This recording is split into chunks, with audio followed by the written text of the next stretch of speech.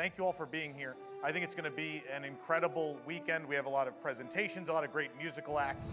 We would have nothing. We didn't have WDW News Today. We'd have nothing. Everybody say Jumbo. Jumbo. It simply means hello, hello, everybody. All right, club salute, everyone. Here we go. I get hate mail all the time. Don't move! Don't move! Ah!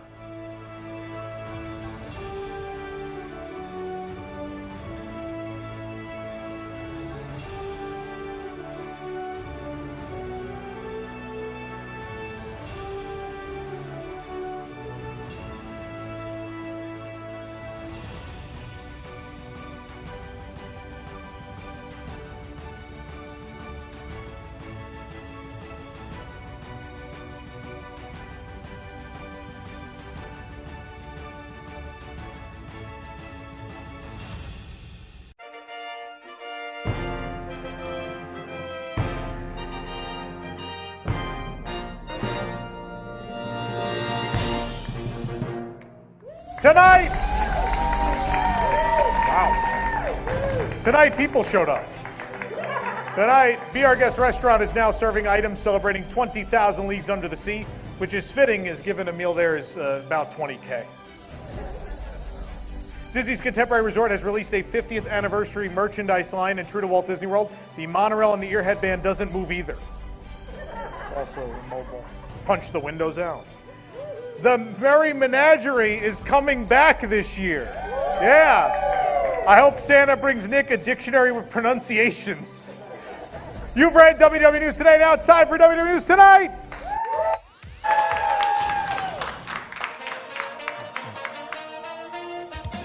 Live from WDWNT Celebration near the Walt Disney World Resort, it's WDW News Tonight with Tom Corless and Nick LoCicero. Tonight, Eric listens to the Disney Genie. Man vs. Park, the Splash Mountain Water Cup Challenge. We continue our countdown to the 50 biggest moments in the history of Walt Disney World and more. I'm Nick LoCicero. Now, here's your host, Tom Corless.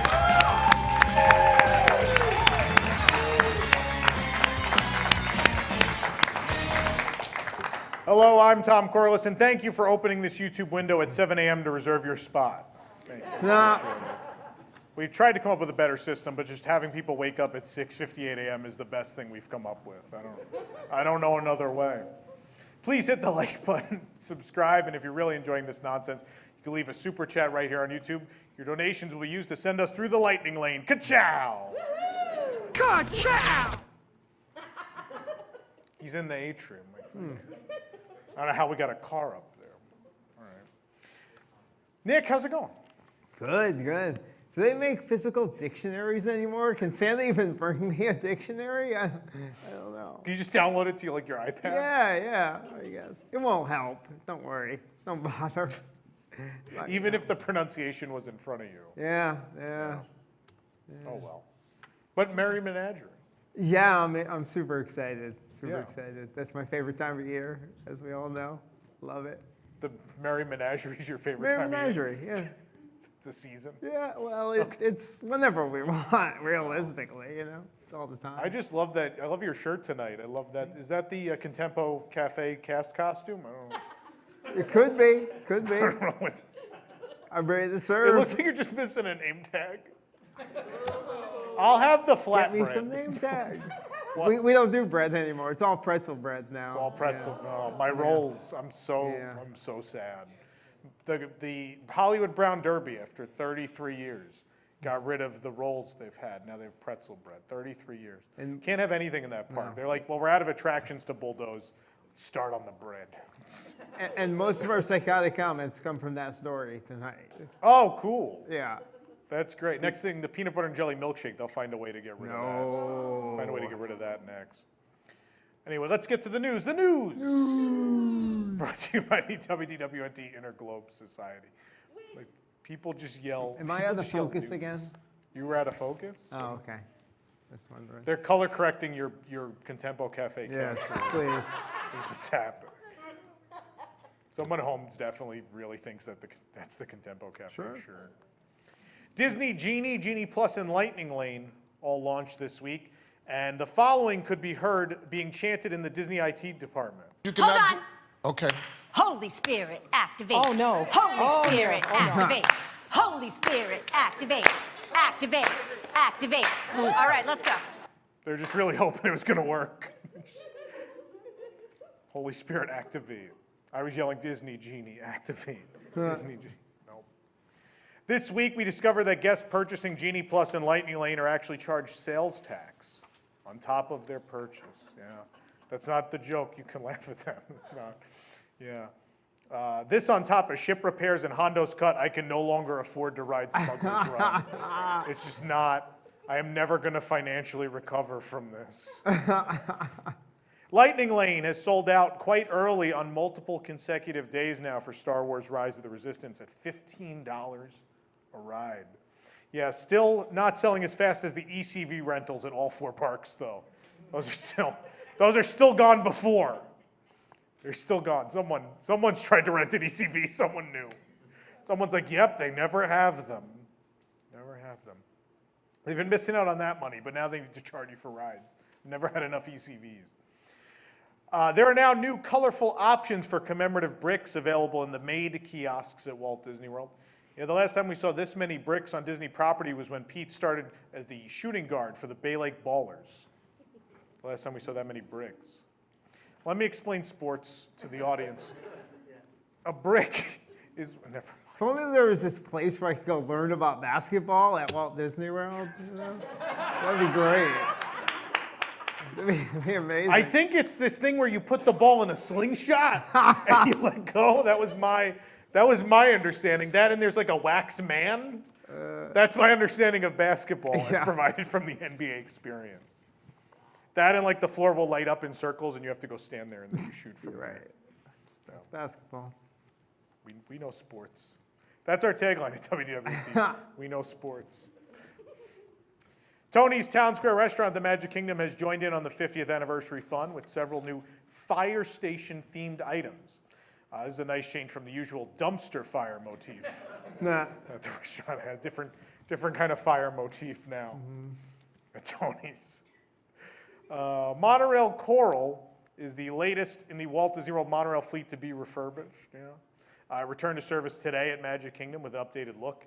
Previously, Coral had been left for dead by her family inside an anemone. Come on. Coral! There, I did it. Everyone happy now? Yay. Jellyfish! That's all that's what I should just show up and do every week. I just come up here and do Marlin for 30 minutes and then just leave. All the super chats will be the same. The viewership will be the same. Nothing will be different. Just go through that. Too true. Yeah. That's scary. Yeah.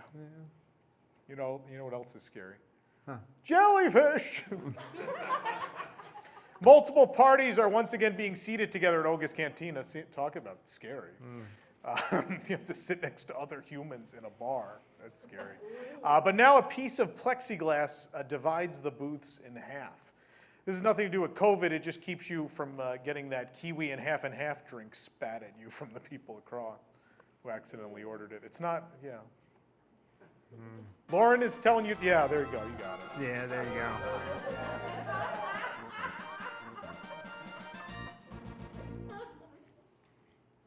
Like Lauren's just sitting there like, do it now!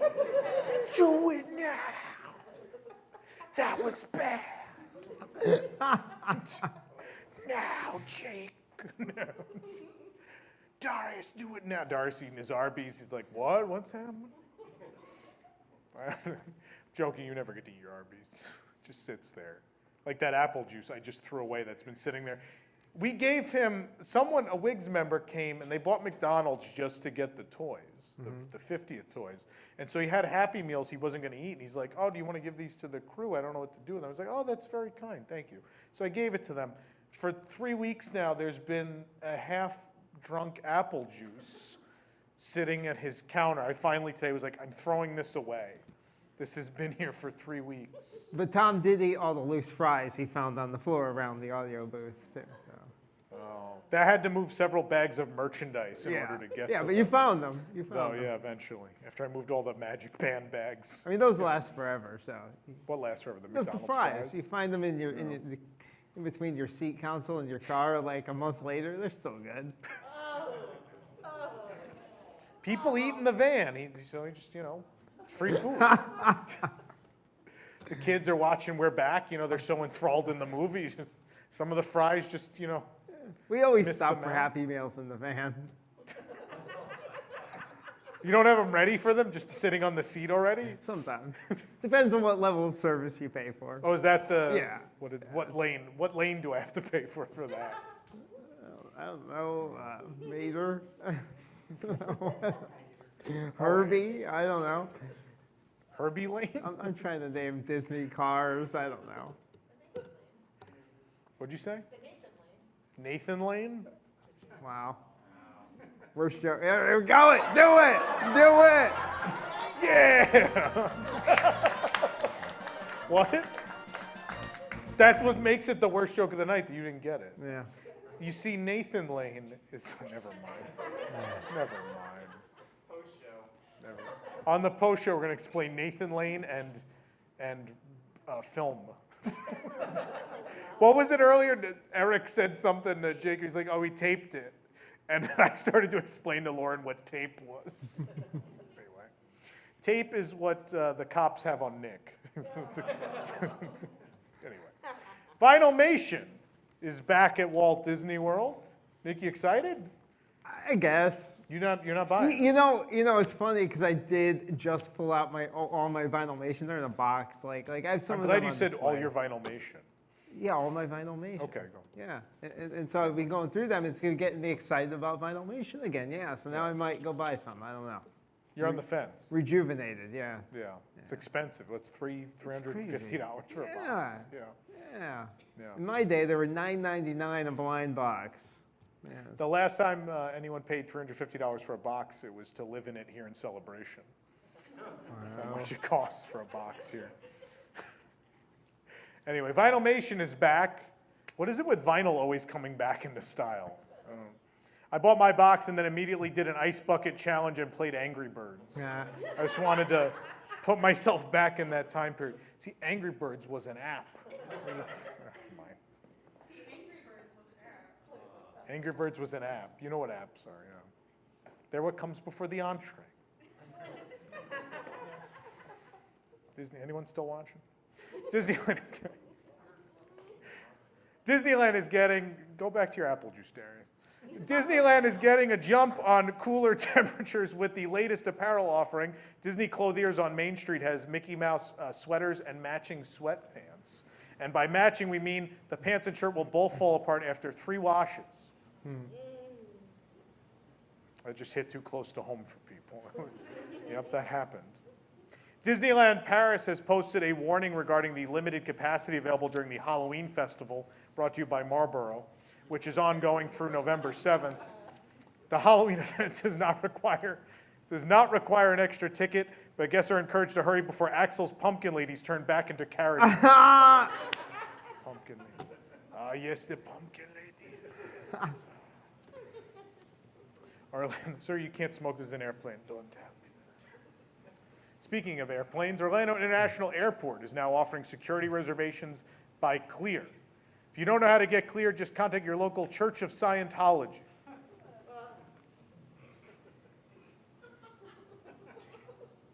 Disney, what was that? Someone heckling me now? What's that?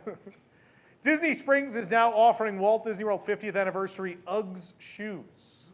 Yeah, this is fitting as UGG has been the reaction to most of the 50th anniversary offerings. Kite tails, UGG. Until it crashes, then everyone's like, yeah. Baloo died. The Magic Key Lounge in Tomorrowland at Disneyland has already moved on to Christmas. They already have Christmas decorations. Magic Key, of course, Disneyland's new annual pass holder program, offers this lounge as a perk for its members as a way to thank them for their support. Access to the lounge is available on Tuesdays between 9:22 and 9:27 a.m. and requires a park pass, which is unavailable. Thank you for being magic key holders. We appreciate it. Oh, Disney, let's talk more about Genie, right? Genie Plus includes new Disney PhotoPass augmented reality lenses. Anyone done these yet? Anyone done these? I know someone who has, someone who had to do it. One of the most anticipated lenses lets you take photos of Cinderella Castle through the years, from its construction to the classic style and even the 25th anniversary castle cake. But be sure to check out the Epcot augmented reality lens, where there are actually buildings. It's like you put it on, it's like, oh, buildings. Wow. This wasn't a dirt patch. A new popcorn-scented Spirit jersey is available at Disneyland Resort. We found it in the Emporium alongside its matching Loungefly backpack. You can pick up the Spirit jersey for $74.99, which is the same price as popcorn at the park, I think. You know. The new you're right, shouldn't have done that. You're right. Called that one. Although you laughed at the Scientology one, so I don't know. Who knows? The new pass holder Buzz is available in the My Disney Experience app. It offers discounts, tips, an insider look at the Disney magic. And this week, it gave an insider look at how the popcorn bucket for the 50th anniversary was created. Step 1, they came up with the idea. Step 2, someone approved the idea. And step 3, the popcorn bucket was released. This isn't a joke. This is what the article said. This was your behind-the-scenes look at how a popcorn bucket is made. Yeah. Next week, they're going to show you how they clean the toilets. It's very exciting. Step 1, get the plunger. Step 2, avoid the Brazilian child with his pants down. Step 3, go in. No. The zombie. I'm getting applause from someone. Oh, it's Axel, forget it. All right, never mind. Never mind. Damn, I thought someone that mattered was clapping.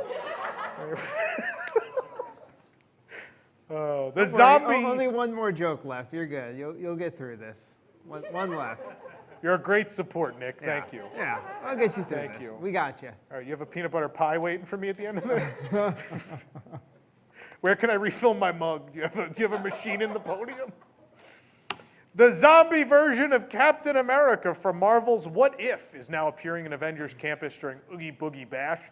Be sure to come back this Christmas when the entire land is transformed into Avengers Krampus. Distancing markers are now being removed from attractions and other queues at Disneyland Paris. Don't worry, the guests there won't notice any change. Now they don't know where to stand, though. It's like, without the marker there, where do I stand? I don't know. That's the news. Who brings us the news? This program and many more are brought to you by WIGS, the WDWNT Interglobe Society. Support WDWNT to get early and exclusive access to content you can't find anywhere else, including exclusive post shows for WDW News Tonight, Park Center, and Cosmic Read live each week, exclusive programs detailed, and our comedy riffing show, Ride Rehab Watches, access to our Discord community, and much more, with tiers starting at $2 a month. For more information, visit patreon.com/WDWNT or visit WDWNT.com and click the Patreon link. Join WIGS and unlock even more WDWNT. Thank you to our WIGs watching. Of course, there'll be a post show for you this evening. Thank you to our WIGs in person for being here as well, as always. We have a great show for you tonight that's mostly pre-recorded. Oh, we finally came in person. Half the show was filmed. We do have a new Man vs. Park tonight, our Splash Mountain Challenge. Excited about that. Eric went out and had the genie tell him what to do, and we're going to see how that turned out. And we are doing something. I'm being told we're doing something in this room tonight. We're going to continue our countdown to the 50 biggest moments in the history of the Walt Disney World Resort. All that and more coming your way. Stick around for more tonight.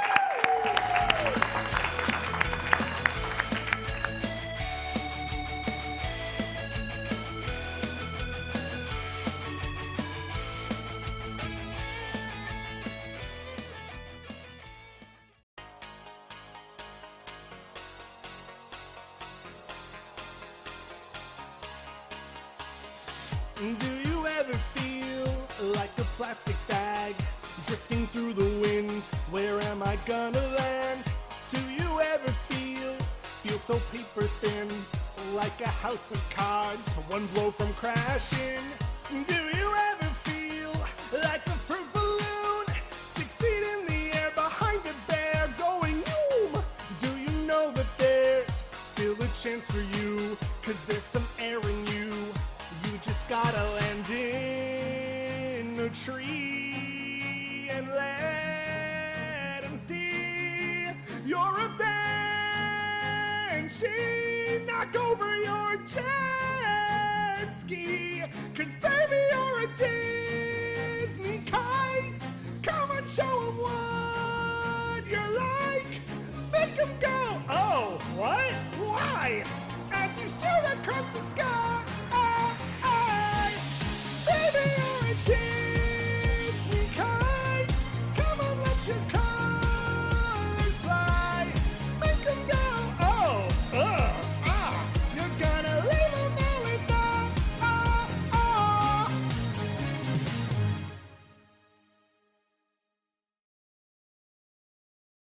New from WDWNT Games, it's Rock'em Sock'em Resort Guests. Take the brawl wherever you want. From the fight for Starbucks 50 and tumblers to the battle near Bay Lake aboard the Walt Disney World ferry boat. The fun doesn't stop until Disney security shows up. New Rock'em Sock'em Resort Guests comes with all you see here, plus a written police report from WDWNT Games.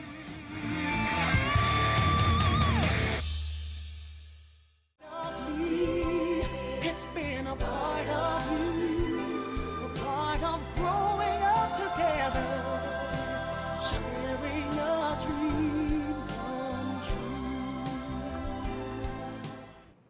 Welcome back to WDW News Tonight. We're live on YouTube. Please hit that like button. Please subscribe. And please tell us what's happening, what's new this week at your local supermarket. Or Disney Plus. I'm on the wrong thing. Never mind. Seinfeld. That's not at the supermarket. Let's try that again. This week on Disney Plus, Seinfeld. Someone just said not funny. So, wow. All right. Joke fell. No. Even worse. I saved you there. Taking pressure off of the. Taking pressure off. Speaking of taking pressure off Yeah. of us, let's go to go. a pre-recorded bit. Woo! Man versus Park. Last time we did Man versus yeah. Park, we of course drank around the world and then rode Mission Space, and we had a new challenge, and we wanted to do it before Splash Mountain closes. Obviously, it's going to be closing to become a Princess and the Frog attraction soon. And so before that happens, we wanted to do a very special Man versus Park challenge, and here's what happened.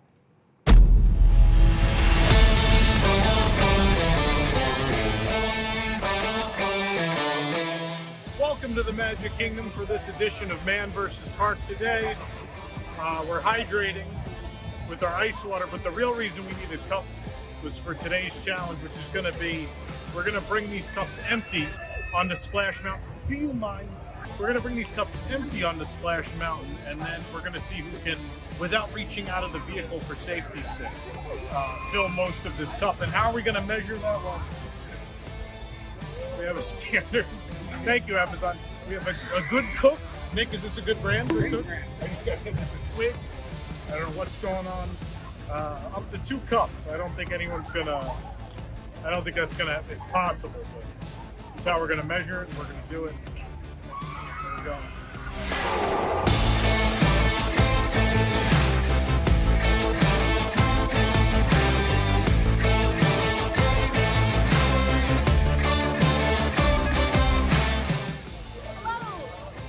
I'm Katie. I'm not usually in front of the camera. But my goal for this is to have at least 2 drops in my cup, because I don't know how well this is gonna work. So that's my goal. All right. Well, we're catching some water in some cups here. Some people might say there's not much strategy to that, but I'd say they're wrong. We need to get as much water into this cup as possible. That means getting the sweaty drops off of the lap bar and off of the headrest and squeezing every ounce of water out of that vehicle we can. I'm up for the challenge. I'm going to fill this cup to the brim. Some people don't think it's possible, but I do. It'll happen. Let's go. Alright, I'm pretty excited. I feel a lot less likely to die for this Man vs. Park challenge. And as long as I don't actually have to drink any of the water that we catch. I don't have to drink this water, right? I think a sip. Alright, I might die then.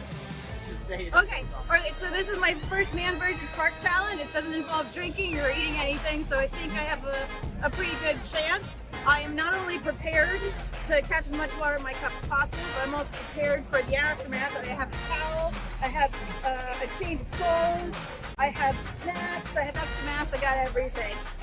Now I feel pretty confident that I might be Desi and Katie. I think we're going to do really well because as females we're kind of used to retaining water. So I think that, you know, not only do you have to catch the most water, but you also have to make sure that when you get out of the vehicle, you also keep it in your cup. So I'm feeling pretty good and I'm ready to go. So I think I'm definitely going to win because I don't know what everyone else's strategy is, but I think the best course of action is to wait until the log starts sinking. And then once it starts sinking, you wait till the water's up to like your knees, and then you just full scoop, put your hand over the top. It's easy. I don't know why everyone's worried about it.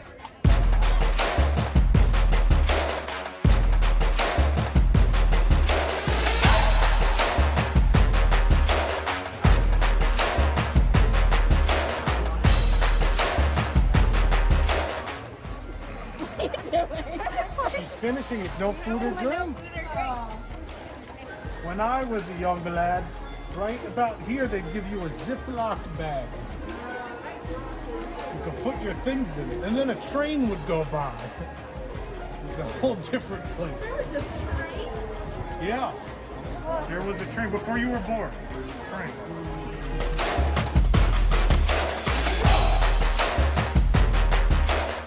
Man, I wish I could pay to skip me.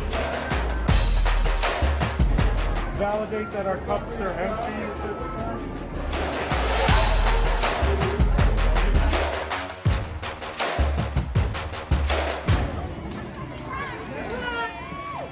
Not too much.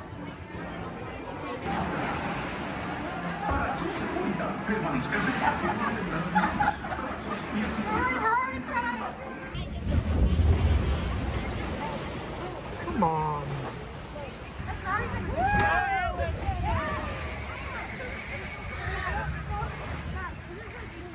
A drop. I got one drop. I see a sprinkle. I have a drop. My goal was 2 drops. Come on, this is number 2. The jet's still not on. Oh. I know, the jet would be done. Oh my goodness. No, the cannonball was. It's a little sad that it's so good to know. And you're like, oh. I'm gonna try to put water off the side.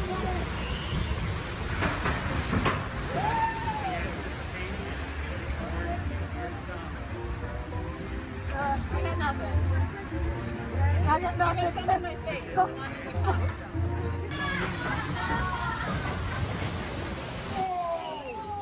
Come on! Oh! Into the cup. Into the cup. Come on. It's my water. It's dripping off his hand. I'm so lucky. Why am I so wet already? I've never got this wet on this ride. This Splash Mountain song reminds me of you because of the... Oh, me? Yeah. Oh, I was like, is that a movie? No. Is that a TV Netflix show? No. What is you now? Because there's a show called This. Literally his album.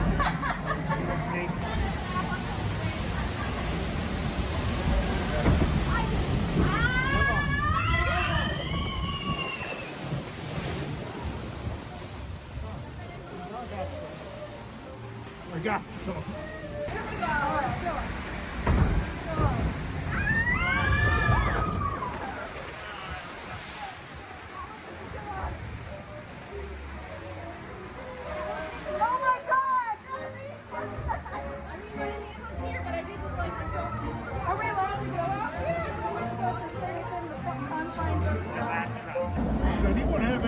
massive amount of water in this? I have like a drop. I have a little. It's like rolling around in my cup. Look at me! Look at Allison! You got this.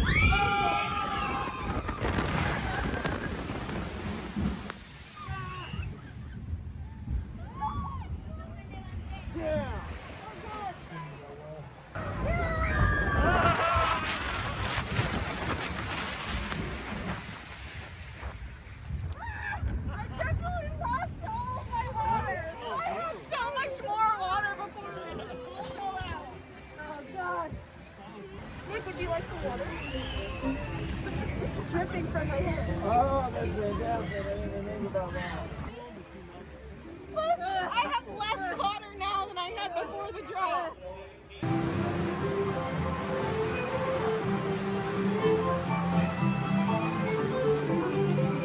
I lost my water. That's all I got. My eyes hurt. Your eyes hurt? It got in my eyes. There's more water in my eyes right now than there is in my cup. There's not even like water pooling underneath us. No. That water thing's off. Without the jet or the waterfall, this is very difficult. Yeah, right? Those are the two things that would have helped a lot.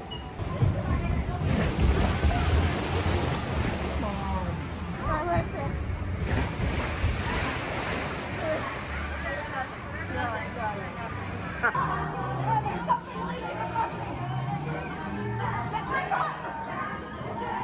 I did very, very poorly. Very poorly.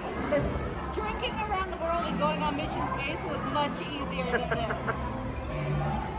I would still rather do this. We gotta do this for Cali River Rapids because there I feel like you can get You got your picture of this.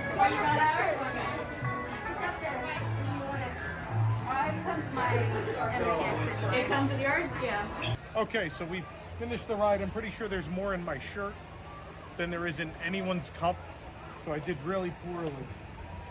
Here are the cups. You want to show them? And whose cup is this? That's mine. This is Miss It's Allison's pretty cup. gross. Oh, what is that? I told you it's She has like sea monkeys. There's like sea monkeys in hers. That's gross. Good job, Allison. I went for the grossest water. All right, this is mine. There's like a bug in the corner, but here's a nice little amount in there. Who's this? Me. Katie. This is Katie's. She's got some weird stuff in there too.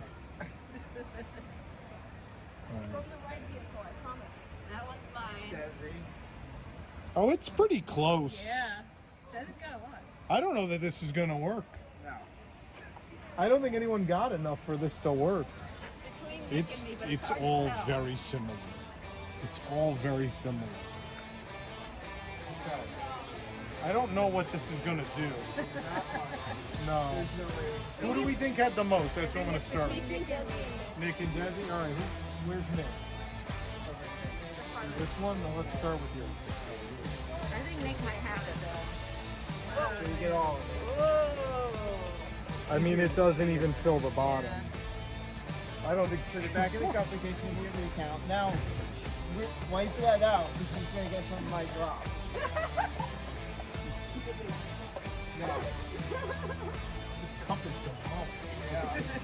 I was squeezing it in mine. Ooh, it is No, Nick had way more. I'm sorry. Nick had more for sure. That's less. All right, let's see. We're not even putting Allison's in this. Please don't. No, it's nasty. Don't even look at it. Oh. Oh. Who's this?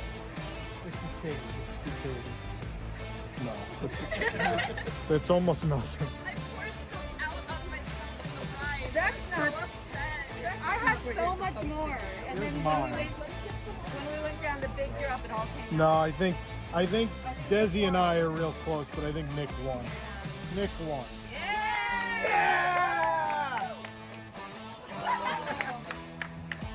Watch this! Yeah! I was going to see how much we collected in total, but Nick just threw his everywhere, so that's not going to happen. Sorry guys, I'm not wagering. So the moral of this Man vs. Park challenge is it's dumb and don't do it. Because it's really hard to catch water in a cup. Well, I think what hurt was, number one, the water jet being off, and number two, that waterfall at the end being off. I think we all would have had at least enough for a line, I think, and we ended up not having enough. But Nick clearly won, thankfully, because otherwise it was just going to be really anticlimactic. But actually, I think my shirt won. I love my shirt. Nick wins this battle of Man versus Park.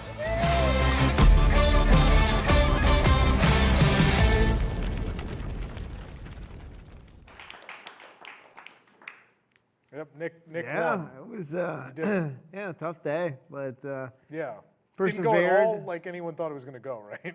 It was at the end. I was the only one. If you look at the ride photos, if you look at that video, I was the only one who actually stuck my cup up at the end, like you're supposed to do. I had mine up, but I was in the second one. Yeah.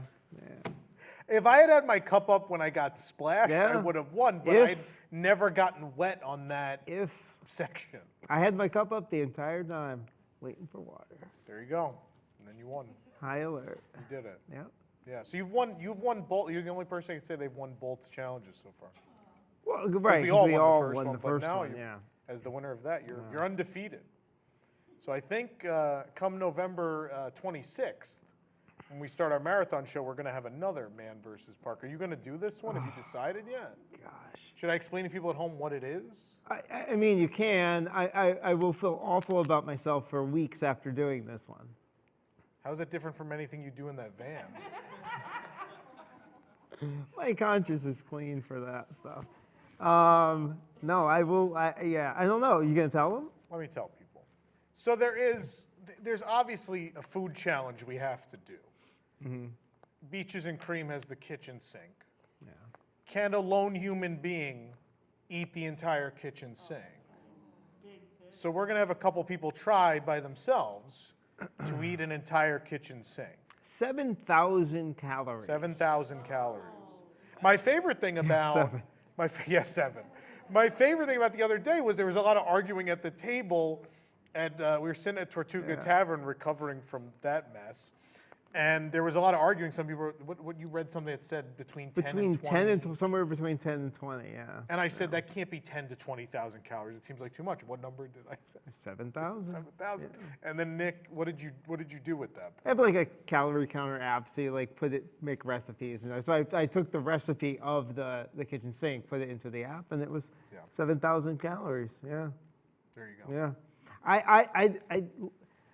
I can't. Like, I will feel awful about myself. I will have to like exercise 3 times a day for like 3 weeks after that. Yeah, but you're going to help Toys for Tots. Yeah, I know. So the idea we've had so far, I don't know if this is how it's going to work or not. I think we're going to have the people competing put some sort of money into a pot. Whatever you guys throw into the pot is what we at WDWNT will donate to Toys for Tots. But then to incentivize you guys actually finishing the kitchen sink, you guys will be competing for that money you all threw into the pot. So we make sure Toys for Tots wins, but also whoever actually finishes the kitchen sink or eats the most actually gets some reward for it as well. So that's coming up on our November 26th show, which will be the kickoff of our 50-hour marathon for Toys for Tots benefit, which we do every year. Last year, this is a special year, we did cast member pantry. But now that people are back to work, we're going to go back to making sure the Tots have some toys this holiday season. Is the idea to sit there and eat it live during the show? No, it'll be pre-recorded. No, because that would, we have 50 hours. It might take 50 hours for someone to eat. If I have 50 hours to do it, I might do it. We're going to see how this is going to work. But that's the plan at this point. We're going to take a quick commercial break. When we come back, we'll actually find out what's at the supermarket. Right.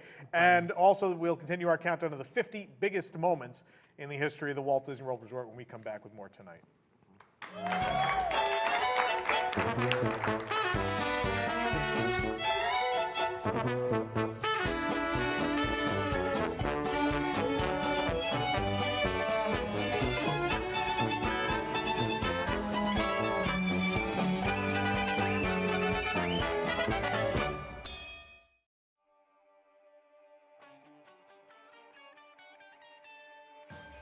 Picture this, it's Halloween night and you don't have a Halloween costume yet. Probably because you're an idiot. But why go to any ordinary costume store when you can go to the one named after a niche community of theme park fans? That's right, come on down to WDWNT, the costume shop. We've got last minute and most importantly, the cheapest Disney Parks themed costumes around. Costumes like an inflatable spaceship Earth, the dad from Carousel of Progress, and literally a few more. Haven't you always wanted to dress up as the scientist from the pre-show of Flight of Passage? Isn't that costume just a lab coat? It sure is, and the best part is it can be tons of other costumes. Not only is it Dr. Stevens, you can be Nigel Channing, or even a Muppet Vision cast member from When They Cared. Oh, do you have any Batuan costumes like they wear at Black Spire Outpost? Nope, but how would you like to be a sexy Rano Rab? And for those of you who like couples costumes, good news! We have 2 Skyliner gondola costumes that you could smash up against each other at a party. That's right, Mr. Gondola. Why don't you get a little closer and we can break some glass together? Did we mean to sell it this way? Of course not! It was just an accident! What's no accident, though, is our iconic couples costumes like this one of Buzzy's clothes and an NBA player. Hey adults, we also have sexy variations of all your Disney Parks favorites, including sexy Disney security guard, sexy construction wall, sexy guest relations, sexy Skyliner emergency kit, sexy Disney Parks blog official statement, and sexy primeval whirl. Hop on board and I'll be sure to make you dizzy. I know what you're thinking, and the answer is no. We did not illegally obtain these costumes directly from the theme parks. We have people in our back room tirelessly creating these original costumes from scratch in very little time. Tommy, I need to take a break. My hands hurt and the arthritis is flaring up. No, Ma, get back to work. Why do you hate your mother so? Jeez. So stop by WDWNT, the costume shop. We're conveniently located on an international drive in that building that looks like a Roman Colosseum. Happy Halloween, everybody!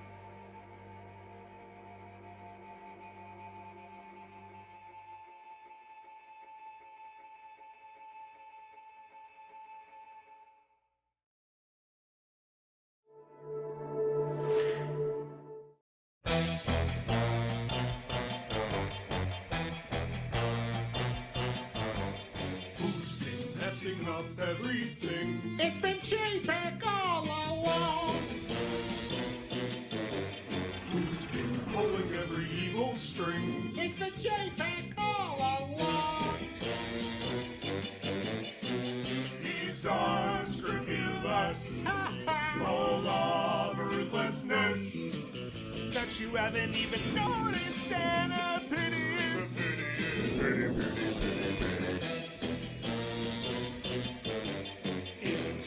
To fix anything now that everything has gone wrong. Thanks to J-Pack, naughty J-Pack. It's been J-Pack all along, and I killed the great movie ride.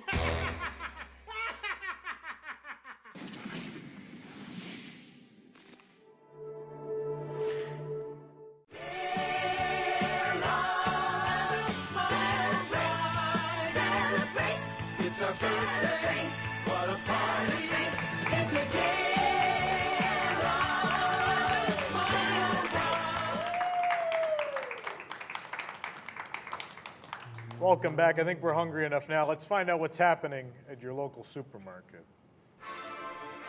This week, you can pick up Tony's Chewy Chicken Parmesan. It's interesting. It's interesting? Why is it interesting? Is it like a candy bar? Never mind. No one's ever had Chips Ahoy? Never mind. This is the worst I do a show. chicken parm candy bar. The worst show. What? A chicken parm candy bar? Yeah, that'd be great. I can't wait to see what candy you're giving out next week. Tune in. No.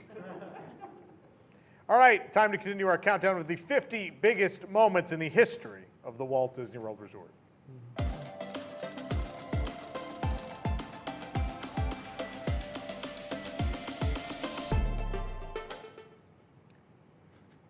want to apologize for the false advertising at the start of that segment. Doug Live will not be one of the 50 moments. Just so everyone's clear. Doug Live did not make it.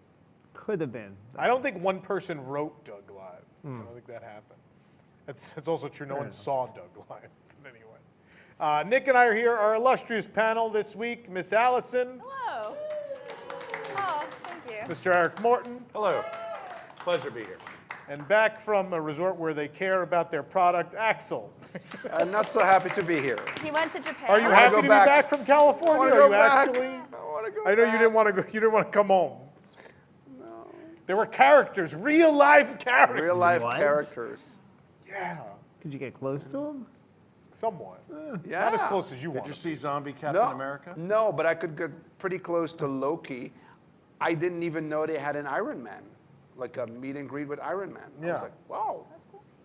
And I came back and cried for 2 days and then came here. We have that at And Raglan cried some Road more. now.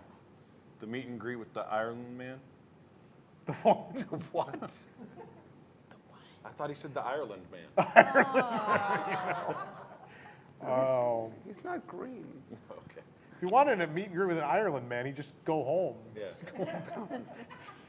So there's plenty of them there. Anyway, let's.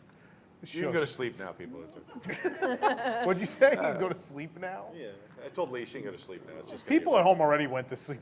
When halfway through Down- Man vs. Park, they were Downhill from here. Once no one was catching water, that was it. I don't know. I actually think it's all uphill from there. I think we're good. Let's do it. Yeah. We do our best work when no one's watching, so let's If everybody in the audience could please just turn around. The best news tonights are the ones you didn't watch. I just want everyone at home to know that. All right, number 45. Pleasure Island opened. Kungaloosh. Pleasure Island opened, emulating Church Street Station in downtown Orlando, Florida. At this time, this was a highly successful gated attraction which offered admission to multiple clubs for one price. The legend the Disney company created is that Pleasure Island is based on the fictitious owner Meriwether Adam Pleasure and was carried on into the clubs, the Adventurers Club as well. Meriwether Pleasure was an industrialist and explorer that decided to move his family to Florida and start a new sailmaking and yacht construction business on the island during the 1920s through the early 40s. I think his company was originally in Burbank, I think, or Glendale. They made him move to and Florida. then they realized the tax breaks are really good, so he moved here. He enjoyed, none of his employees came with him, but he enjoyed throwing parties for his employees and friends after hours. But eventually he was lost at sea. His sons failed at running the company without him, and the island was mostly destroyed in a storm. I feel like this is an analogy for the Walt Disney Company. As the story goes, Disney World rediscovered the ruins of Pleasure Island and established a nightclub district to carry on his merrymaking spirit. Every night at midnight, New Year's Eve was celebrated at Pleasure Island with a fireworks show, and it lasted until 2005, that tradition.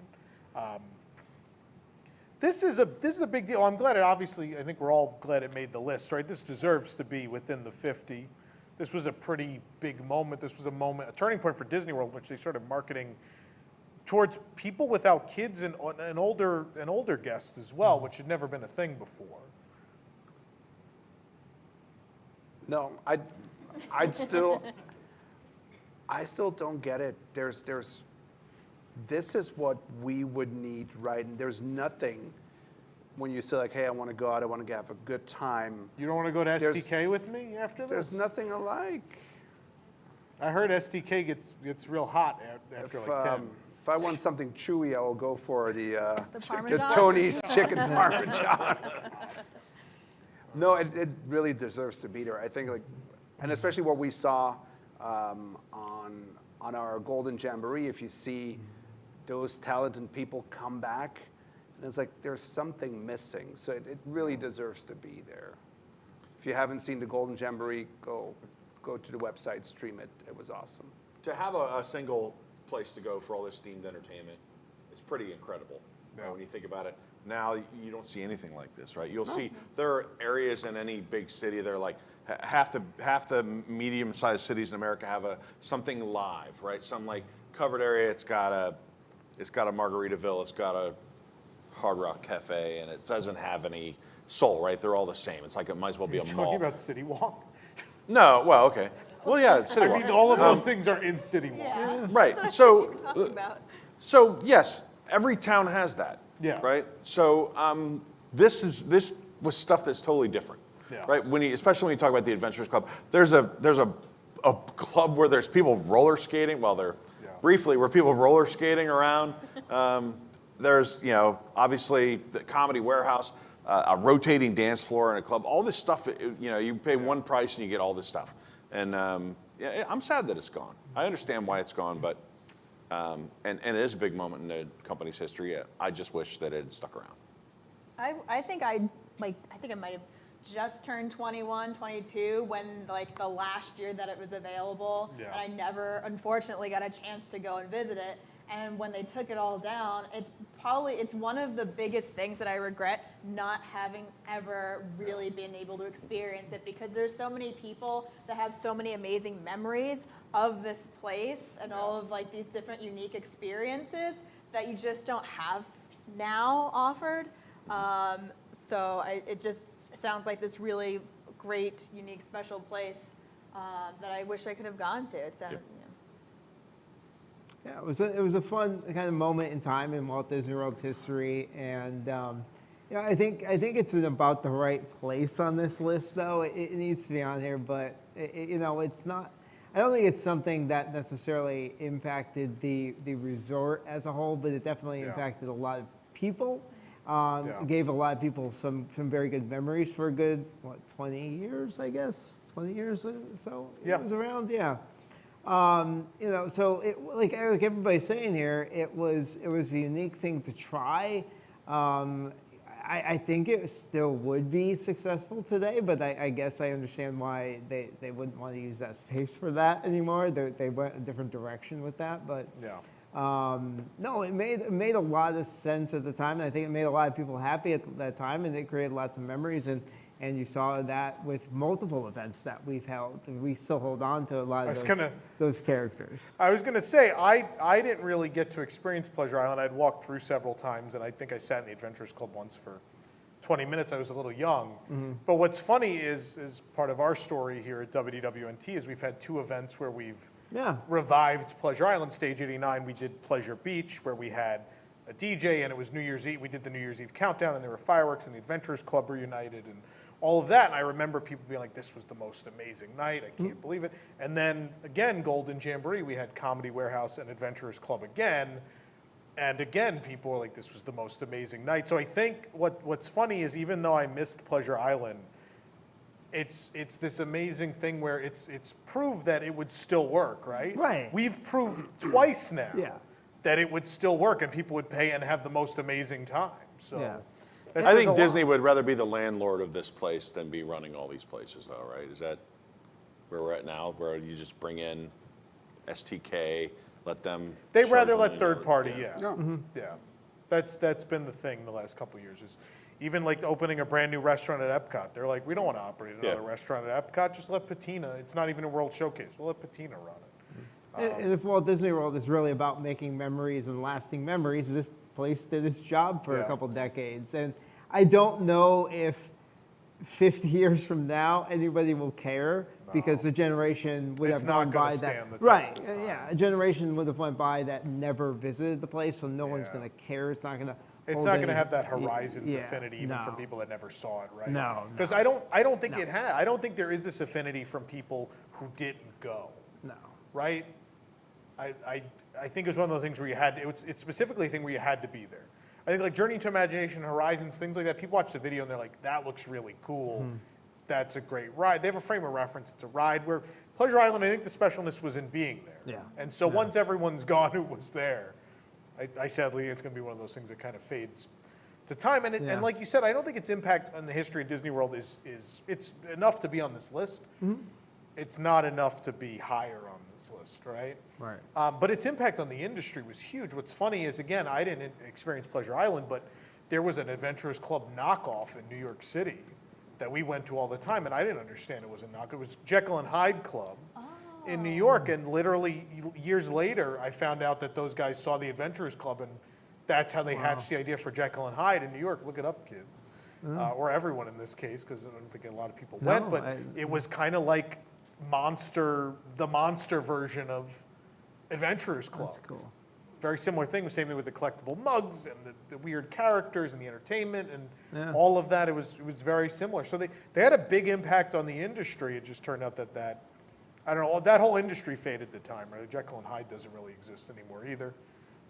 So, yeah. But, yeah. Kungaloosh. Let's move on. Number 44.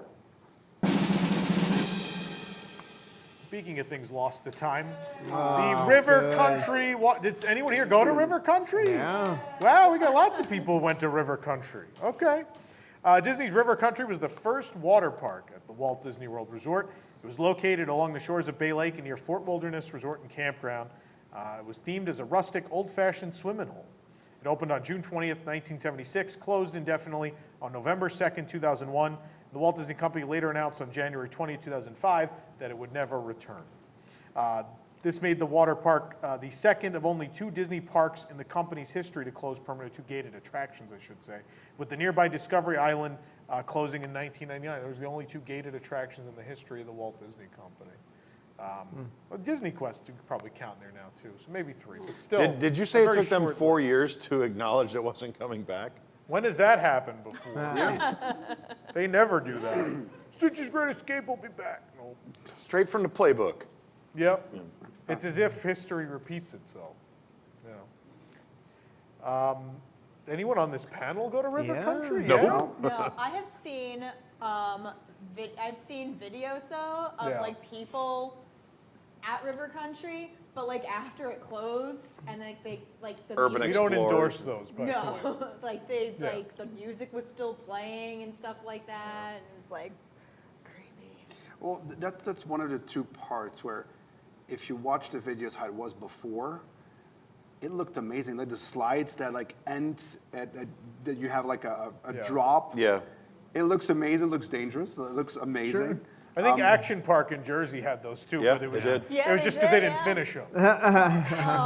But it's also one of those things where it was great at this point in time, but with the demand getting higher, the park just, it couldn't keep up, and that's the same thing what happened with Discovery Island. The second thing I think it's cool, like Allison mentioned, it's something that has sat there for years, where you would go to Fort Wilderness and say like, oh, but these are the ticket booths, and you can still see through the gates, and then you have those people that are inspired to go check it out, which not too good. I think it's a big part of why Reflections got greenlit. I think the company they really wanted something to be done with that plot because they were tired of having to deal with that. And no one was going to pay to knock all that down unless there was a project attached to it. And then they went, hey, Disney Vacation Club, come over here. Look at this. But it wasn't, okay. Wasn't there like, that's one of the stories that I've seen. Wasn't there like a deadly bacteria in the water? The brain-eating amoeba. Yeah. Well, that's the thing, right?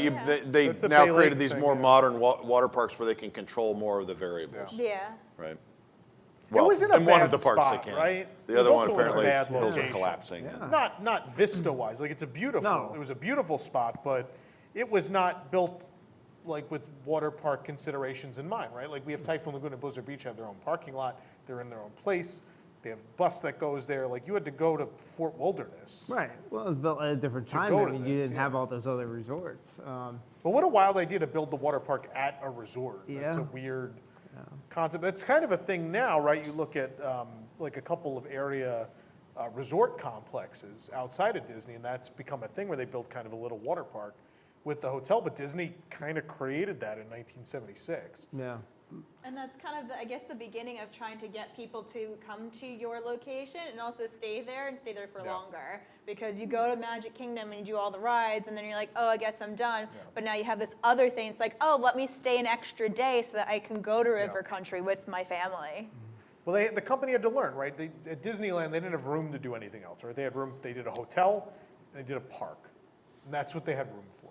And that being said, the Rathers tried a whole bunch of weird stuff at Disneyland Hotel. They had mini golf, and there was a marina at one point, and all these wacky things. But Disney World was the first time Disney had the room to do whatever they could possibly imagine. And so they're like, we're going to do a lot of recreation. We're going to do water sports. We're going to have a lot of golf. And then a couple years later, they're like, water park. All right. And then what we just talked about, a place with nightclubs. And we see that evolution through time of them doing more and more different things for you to do to extend your trip, to offer you everything you could possibly want to do on your vacation so you stay for a week or more. But this was, this is the early days of that, trying to broaden the variety.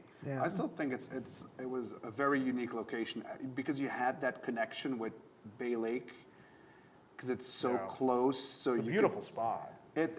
Location was beautiful, and I still think it's a shame they did not just.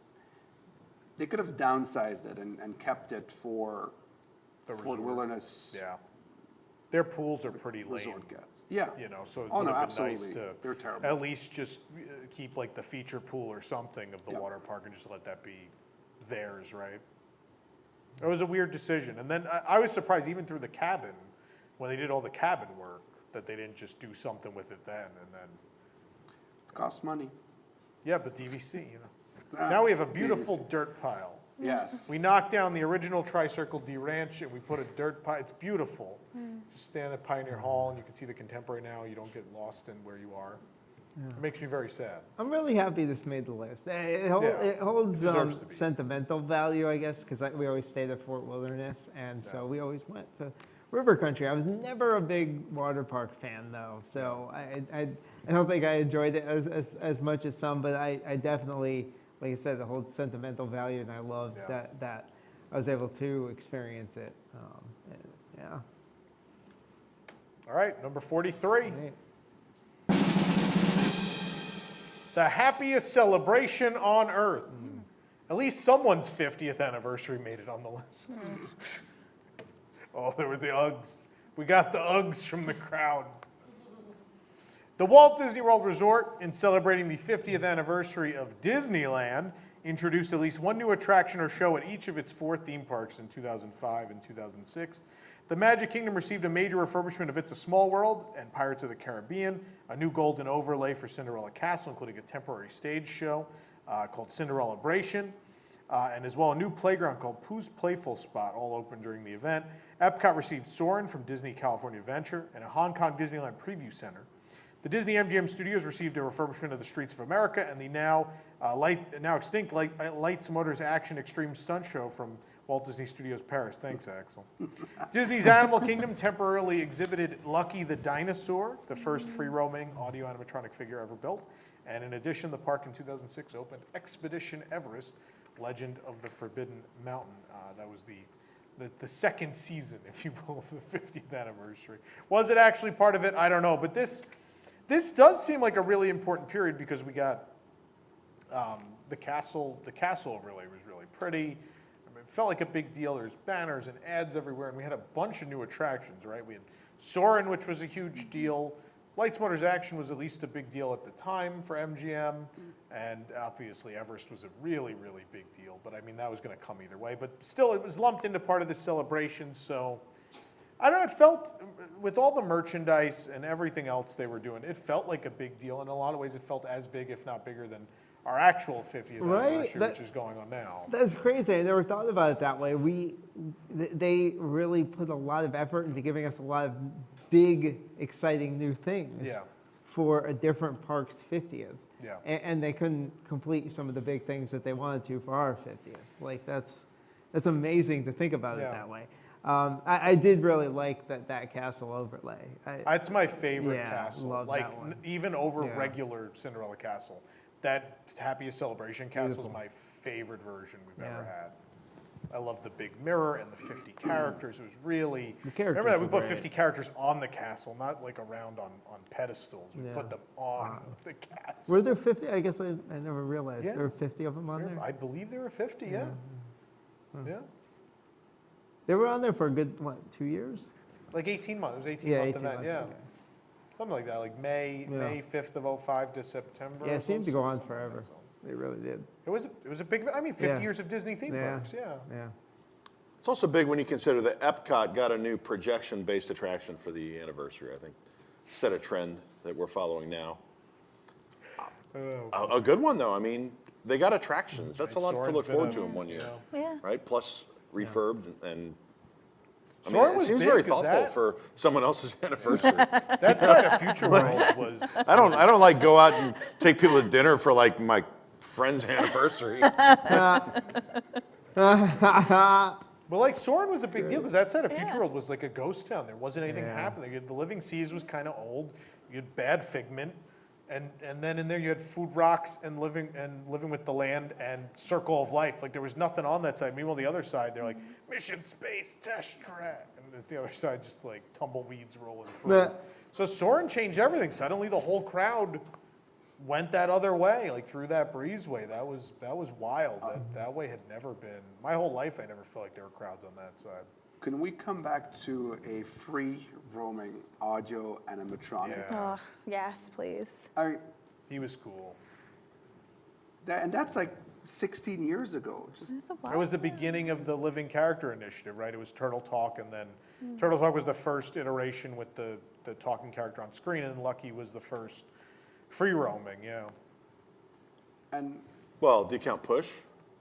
Push was not part of Living Character Initiative. No, but he was a free roaming character. It was also like a man with a remote control. Yeah. Yes. Remote Running control behind car in the base of a garbage can. I mean, like SeaWorld copied that in 5 minutes. I mean, SeaWorld was not copying Lucky the dinosaur. But what like there's nothing came from it. Like what's the build on? Like you can start Muppets somewhere thing. and you can like Muppets expand. Mobile was next. Yeah. But you're right. Maybe there was supposed to be a land full of aliens. Could you imagine? Free roaming? Maybe they even built like aliens that would walk around and they were animatronics, and then someone was like, "This is too expensive," and then they didn't do it. Too bad. But I feel like with this celebration, I feel like they cared so much more because they want to. Let's not just put a bunch of stuff or some things in Magic Kingdom. Well, let's give all of the other parks a little bit of attention too. Let's spread the joy, spread the magic all to all the other parks and let people enjoy them wherever they go. There's something new and exciting. Wherever they go, they have a beacon of light, right? You know, at one park we have some kites. Another park we have a couple statues. It's just everywhere, the celebration. It puts in perspective what we have now. Absolutely, it's sad to see like if you put this on so low on that list. But in 15 years, if you look at it and you go, oh man, we got a new attraction at Epcot. We got a new nighttime spectacular at Epcot. We got a new fireworks display. We got a new kite show. Like looking back on it in 15 years, you'll think, man, they've really pulled out all the stops for the 50th back in 2021. But there was not this right, because we're in the era of the fan community. The online fan community exists at this point in 2005, right?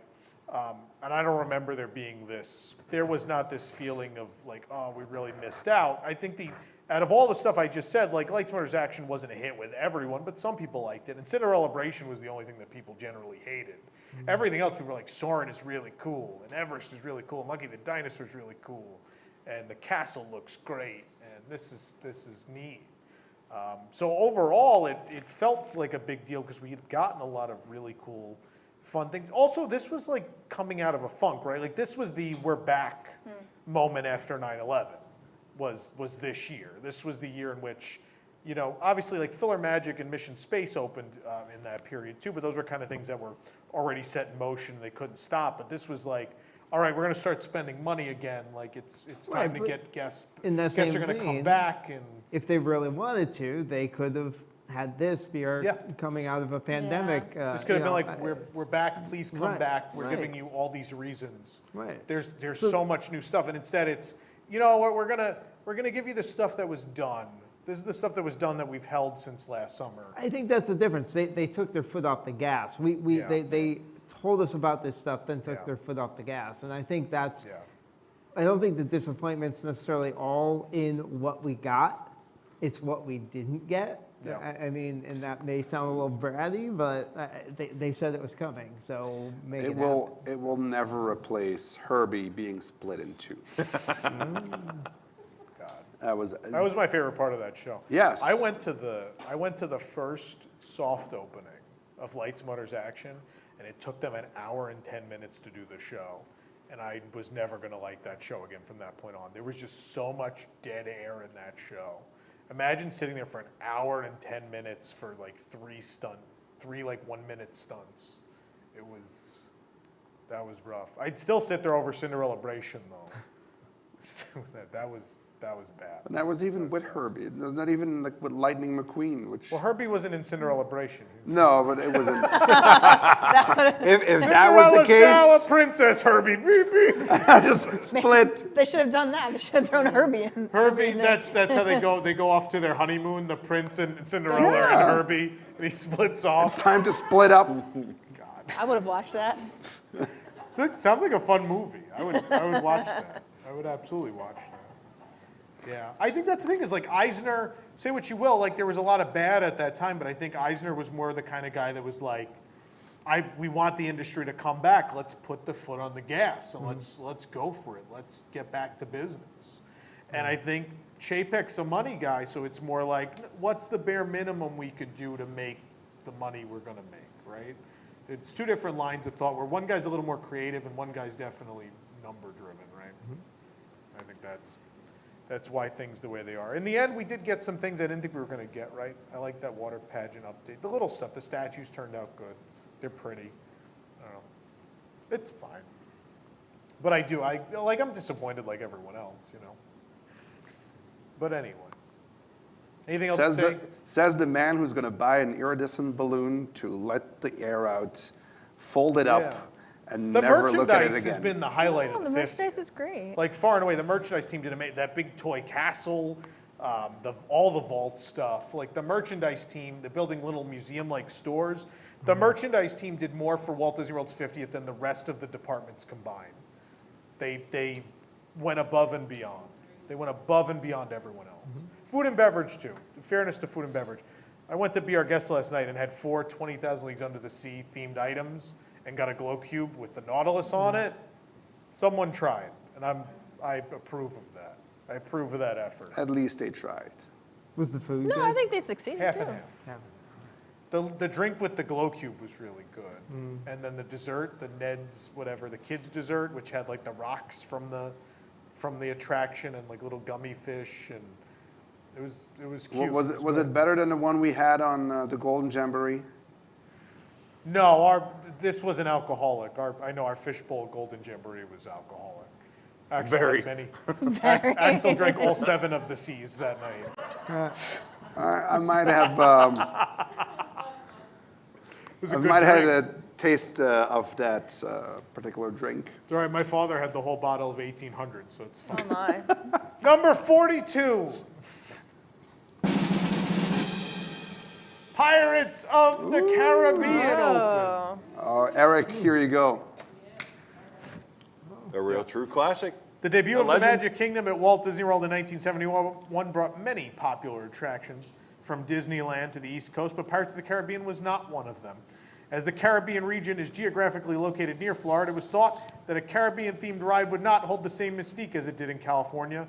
Yeah, and then years later, they built an old Key West hotel at Disney World. We won't get into that.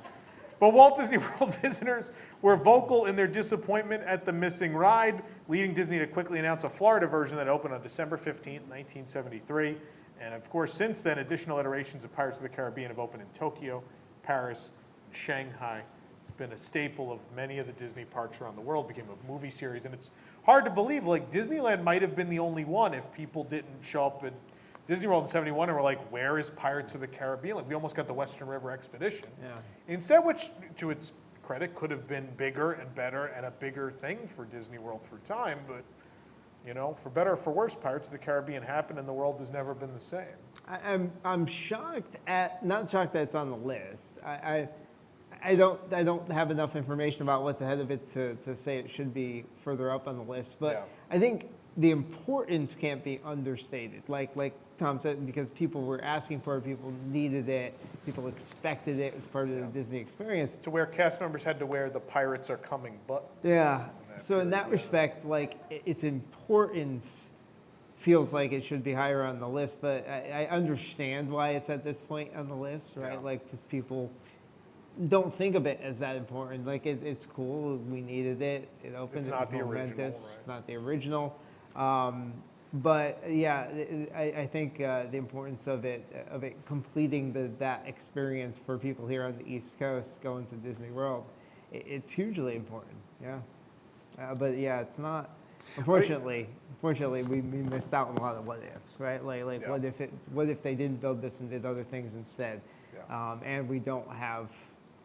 It's not. It definitely isn't as good as the. I mean, but Disneyland the biggest version, moments. I mean, you just kind of mentioned it. The trajectory of Walt Disney World's history was forever changed when they decided to build Totally. Pirates. Yeah. Instead, Mark Davis had to put together this kind of rushed, smaller version of the ride, and he wasn't going to get to do Western River, and so that changed. I mean, Splash Mountain and Big Thunder maybe they're either different or they never happen. Right. It's Magic Kingdom's a very different park if this doesn't happen.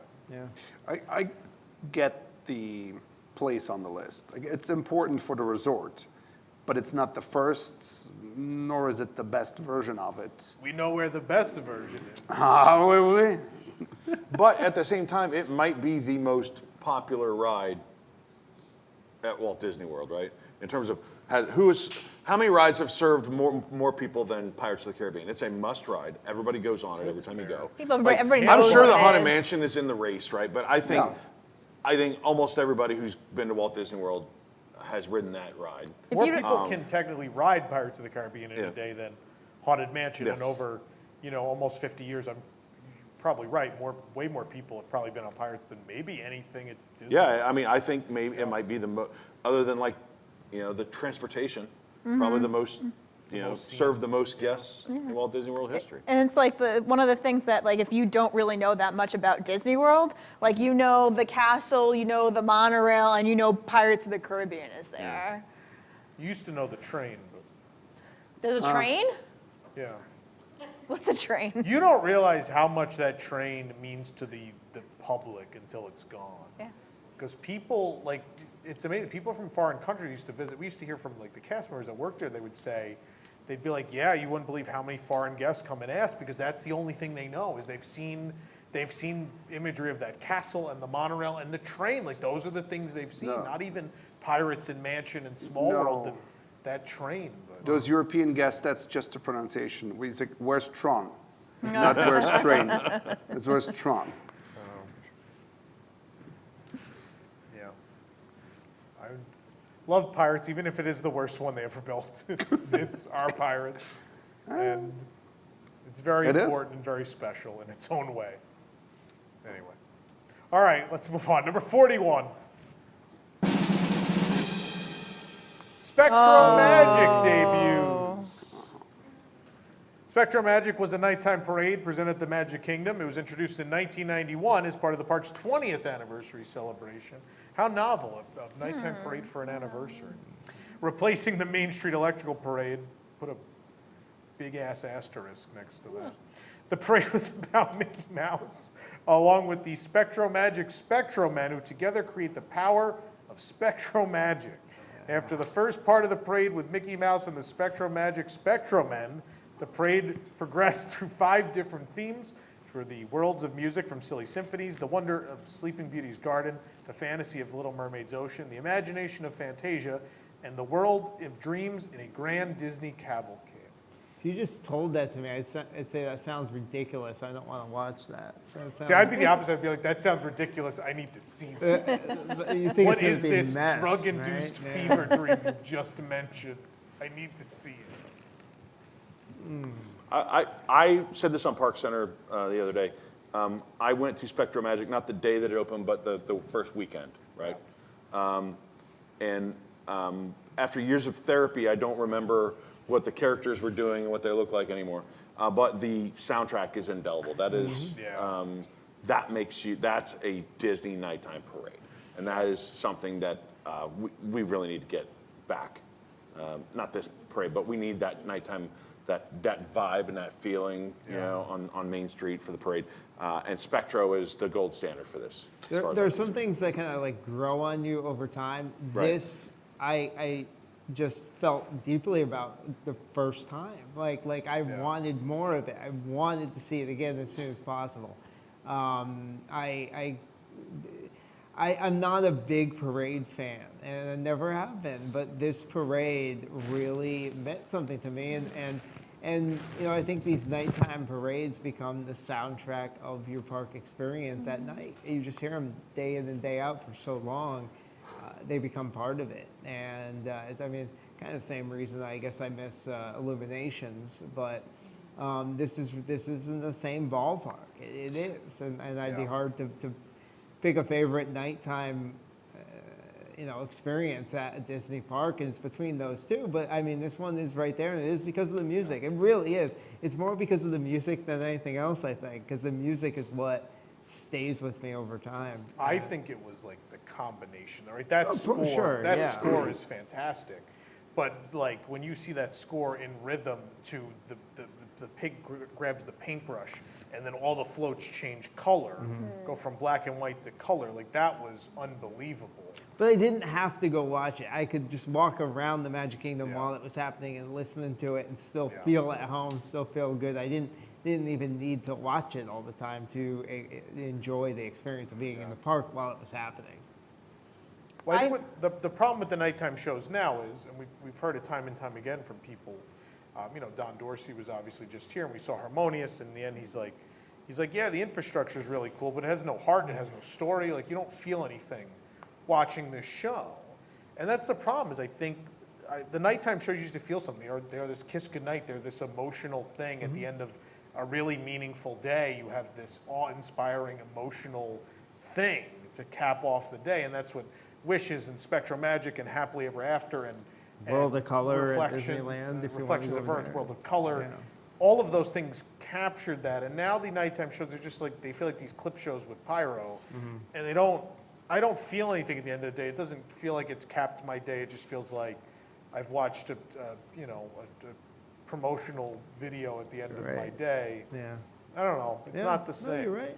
I felt like, I guess, kind of the opposite of what Eric was saying. That I was so, this is probably my favorite nighttime event that I ever had. It was 1991, you said, right? That it had debuted? Yeah, October So 1st. I was, I guess, 5, and that's the first year that I started going to Disney. So every time I went to Disney, for my entire life until it closed, I went to see SpectroMagic.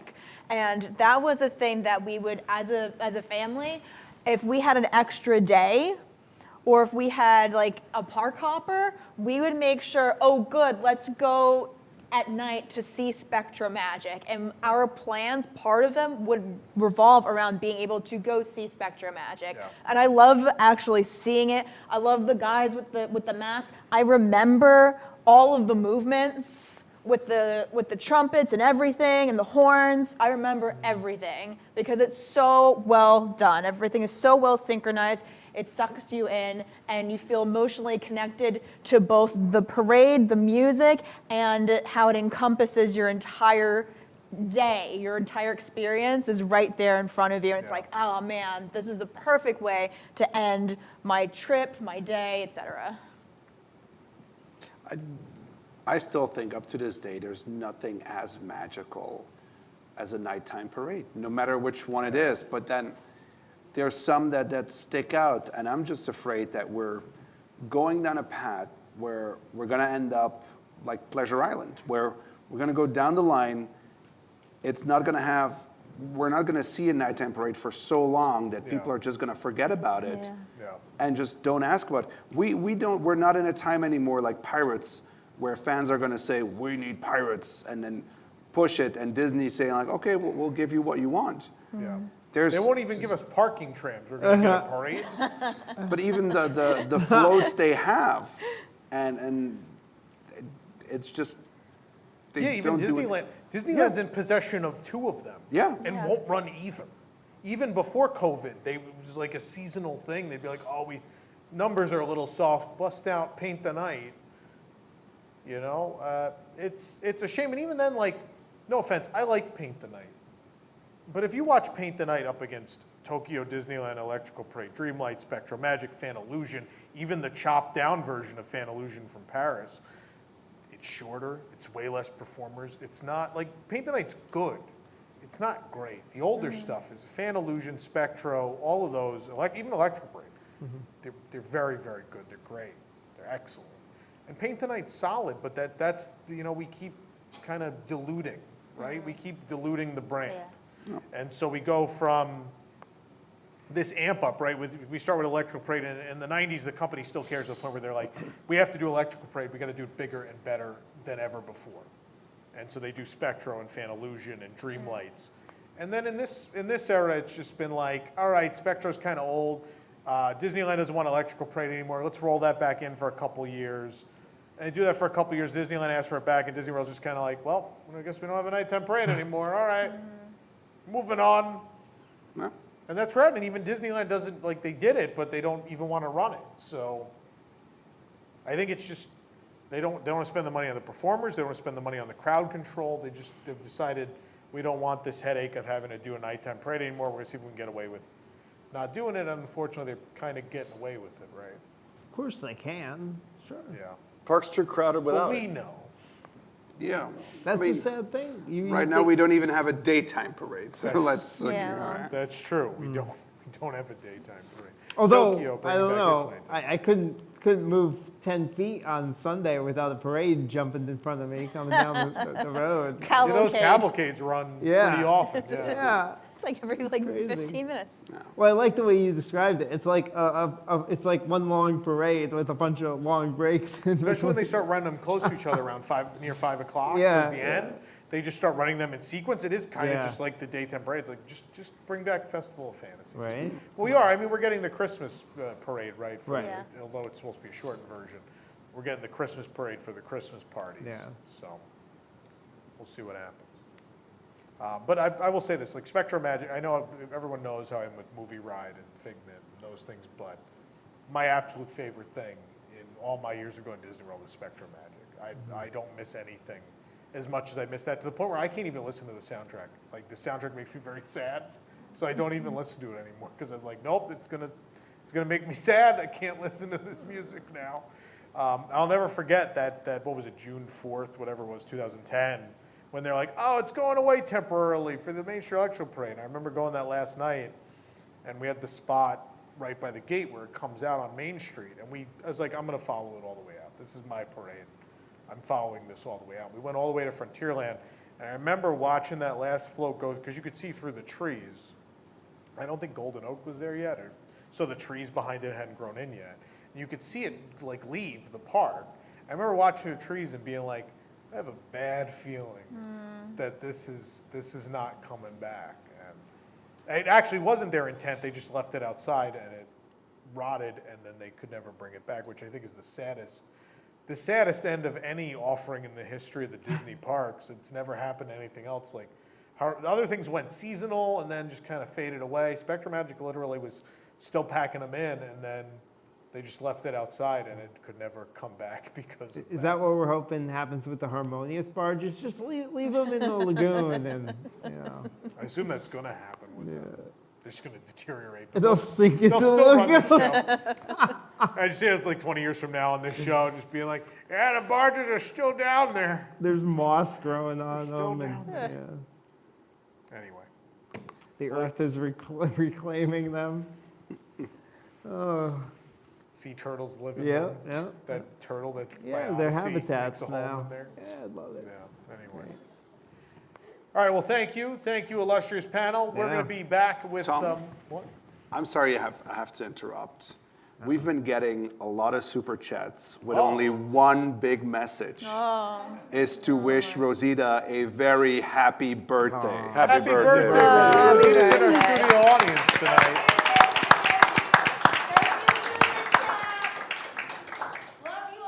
She said, love you all. I don't know if you can hear that at home, but I'll make sure everyone heard it. Thank you for being here. We love you too. Thanks for being here. Thank you. Okay. We're going to take a commercial break. We still have more show tonight. Eric, let the genie tell him what to do. And we're going to see how that went at Magic Kingdom. And we're going to talk about next week's Halloween show and a couple other things when we come back with more tonight. Stick around.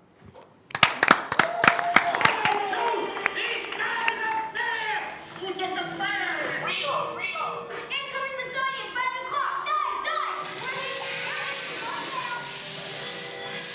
What the devil is going on, Froggy?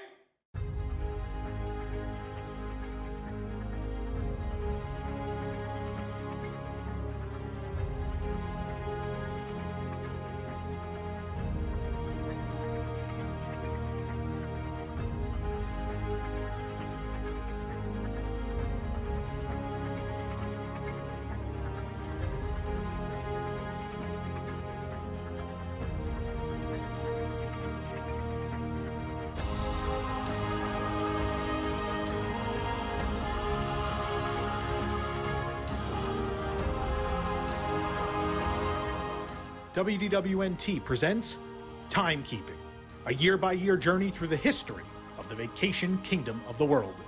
Join us for the premiere Tuesdays at 10 p.m. Eastern or watch on demand anytime on the WDW News Today YouTube channel.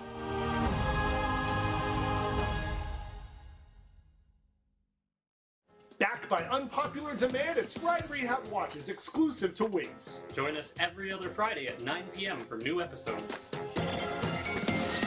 Fall into our televoid and watch as we all get annoyed with videos drunk from the past and references that sure don't last. Watch those things we all avoid, see classic stuff that's been destroyed. What's the worst that can go wrong? All we do is watch along. Strangest furries, John Ritter at the seas, low budget figment, knockoff Buzzy, who's line cast and Colin Mockery, Danny K, Scary Puppet, Shield and Yarnell the Muppets, Castle Cake, Winnie the Pooh, Tweedle Zap, Timeless News,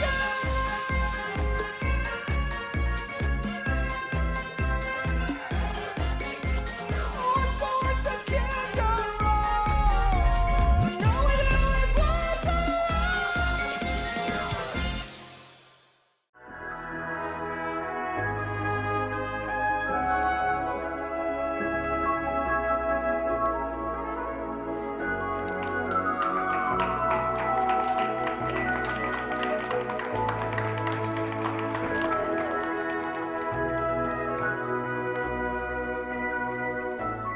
I wish we had a song.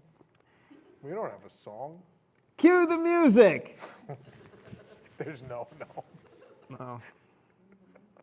You're just looking at your phone. I'm- We're on the air. Oh, Mom, I'll have to call you back. Sorry. Let's find out the Disney Parks incorrect fact of the week.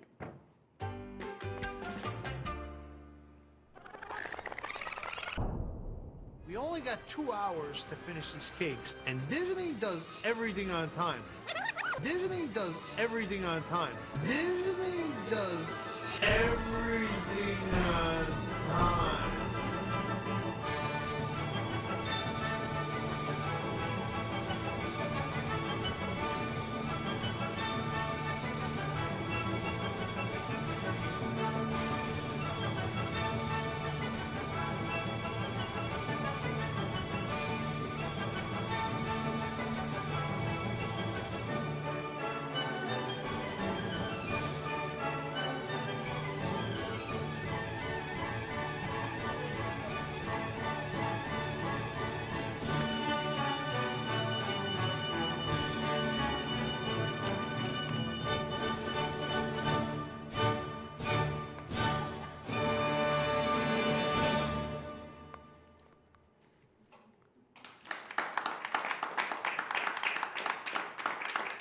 What if Disney put one of those together for every time we didn't start the show on time?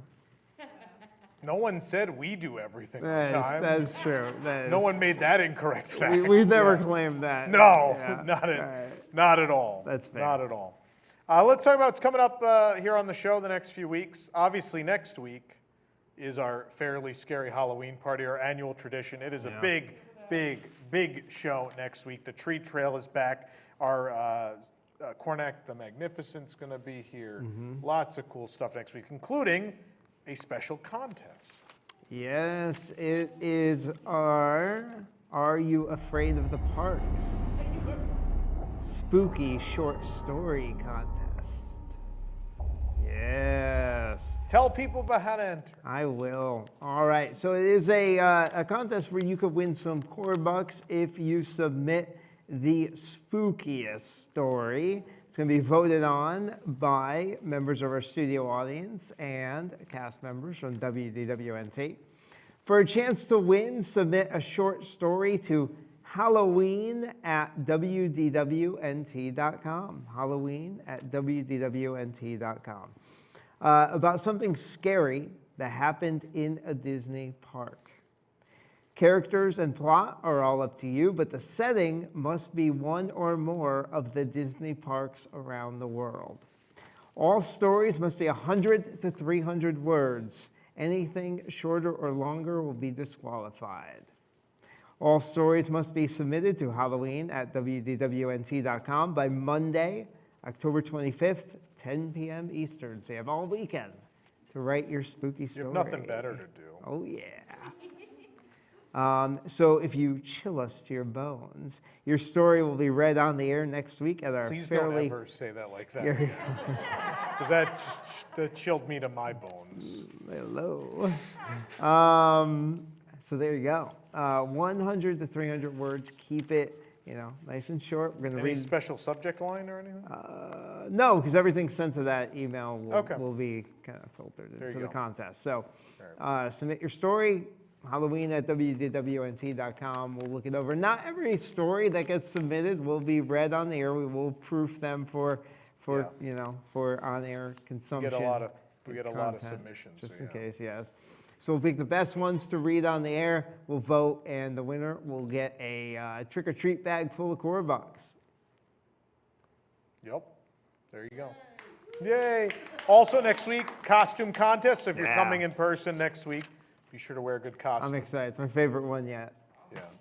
So I know the excited. staff, I've heard what some of the staff are Yeah. doing. It's very exciting. It'll be a fun show next week, but let's take a look. We go back to the calendar, Jake. I'm sorry, I know we had 500 things to say for that show. But then on November 4th, we continue our countdown of the 50 biggest moments, and Who Wants to Win a Lot of Core Bucks is back. And also, it's Liquid Magic on November 4th as well. What? And then we're going to take a break so our technical crew can get ready for 50 hours of live broadcasting. Our annual tradition is back. The Toys for Tots 50-hour marathon show begins with News Tonight. We're the kickoff on Friday, November 26th at 9 p.m. Tickets are available if you want to join us in person for that as well. And that's going to be a big show because the Man vs. Park Kitchen Sink edition is on that program and much more. And then, of course, we also have a show on it's December 2nd or 3rd, right? Is that right? It says 3rd. Is it the 3rd? I'll check the calendar. I have the 2nd written here. I don't know what the Thursday is. Let's find out who's right. Thursday is the 2nd. In your face, Tyler. You're wrong. So, yeah, that show will be on December 2nd, not 3rd. Don't listen to that. That's the incorrect fact of the week, that there's a show on December 3rd. Anyway, Nick, who brings us WDW News Tonight each and every week? News Tonight is brought to you by the Vacationeer, the engineers of your next magical vacation. Sit back and let their team of vacation planning experts craft your family's next magical Disney trip. The best part is their services are free. Visit WDWNT.travel for details. The Vacationeer, the official travel agency of WDWNT. Thank you, Nick. You know, it's been quite a week, and in fact, the one word I would use to describe it perhaps is psychotic. Walt Disney presents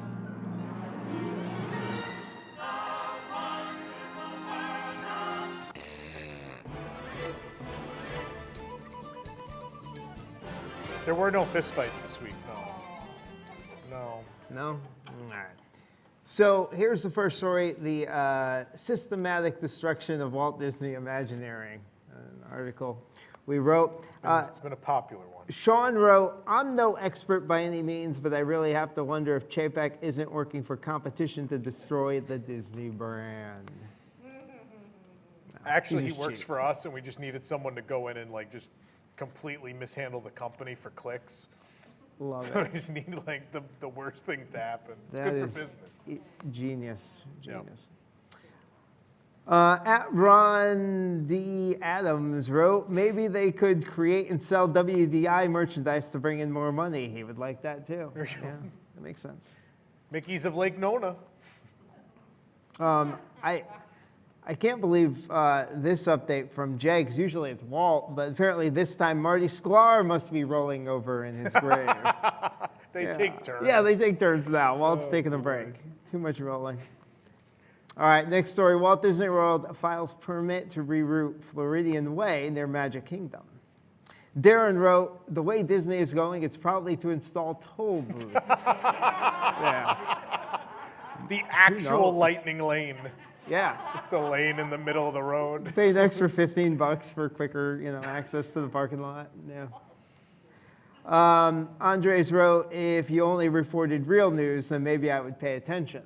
Says Andres, who apparently was reading your articles and reading your Twitter and also responding to your Twitter. So, but only if you reported real news would he actually pay attention. So, it is pretty psychotic if you say you're not paying attention to something where you had to log in and leave a comment.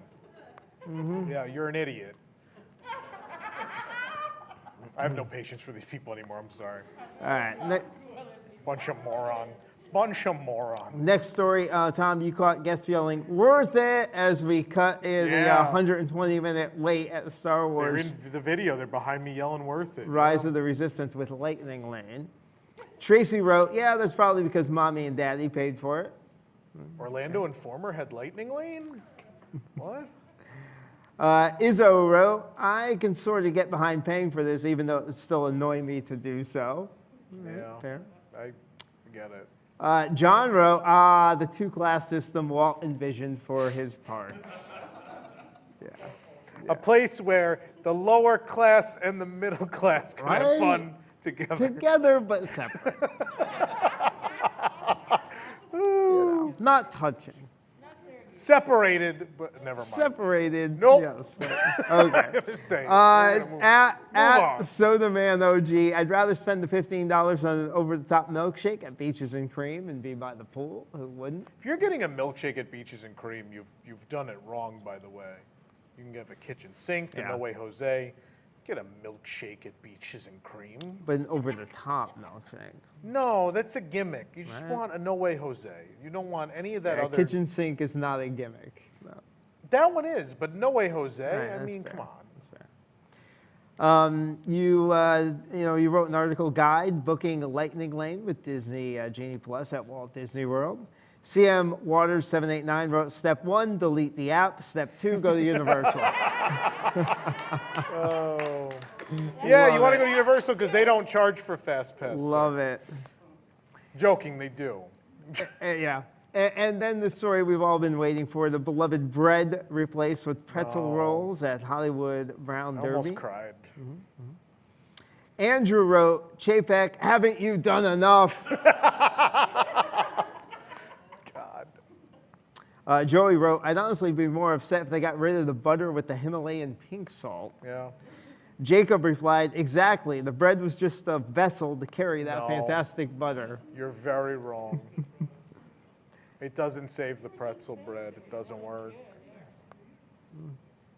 At Mary Mc47 wrote, maybe they can save enough money on bread to start the parking lot trams. They're actually going to have new engines in them that run on bread. They just throw the bread in. Shovel. Red Hen wrote, beloved, replaced, sums up this Twitter entirely. Oh, boy. And the last one, at Main Jeff, why does Disney hate bread so much? Why? Why? You misspelled Tom Corless. I don't get it. I'm bread. Is your psychotic That's their nickname for me, bread. Bread. I hate bread. He's the worst. We're going to take a quick commercial break. We come back. Eric's going to do whatever Genie tells him to do. Stick around. All right. This is Captain Nemo speaking. Welcome aboard the Nautilus. We are proceeding on a course that will take us on a voyage 20,000 leagues under the sea.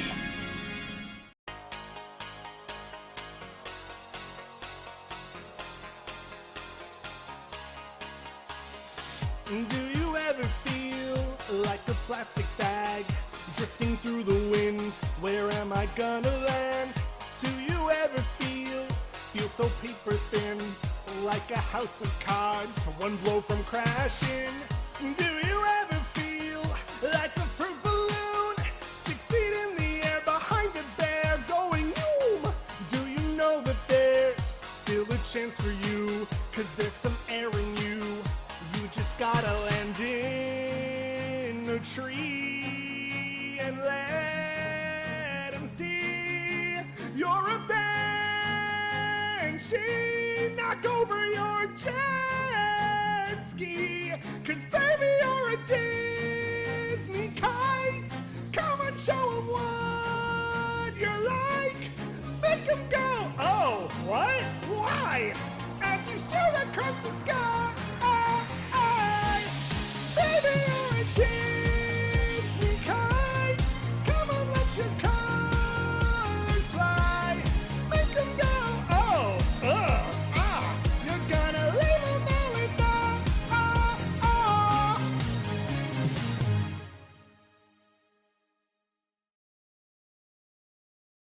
Welcome to Deep in the Plus. Each week, join host Rob Whiteside and a panel of Disney superfans as they take a different movie or TV show from the Disney Plus catalog, tell you its history, details, give their review, and let you know if it's worth your time. Current shows, classic movies, and everything in between.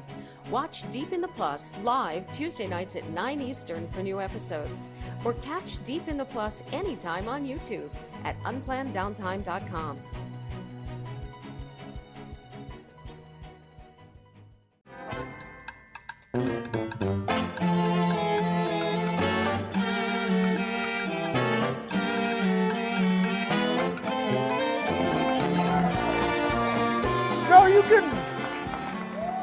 We can show the two shot so people know that Nick just isn't here. I don't know where he went. He's just gone. You're the co-host now. Here you go. All right. There. All right. That is funny. All right. Let's find out what's happening this week on Nintendo Switch. This week on the Switch, Kingdom Blarts.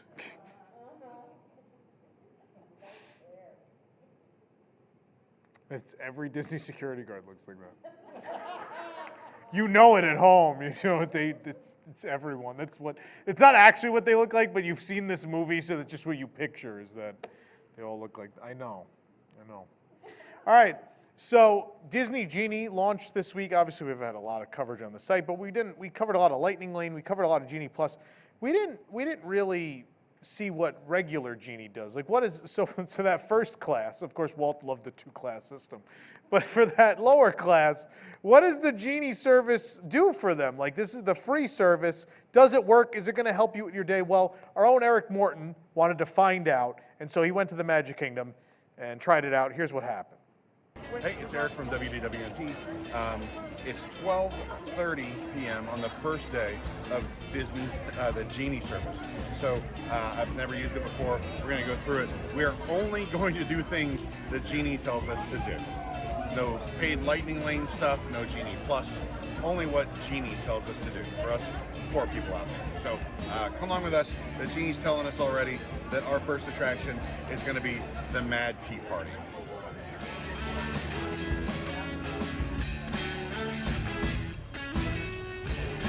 All right, here we are. We're going to do some teacups, very short line. Not in the Lightning Lane. There are people that paid to be on this one person faster than me. I'm not that guy. Let's show you.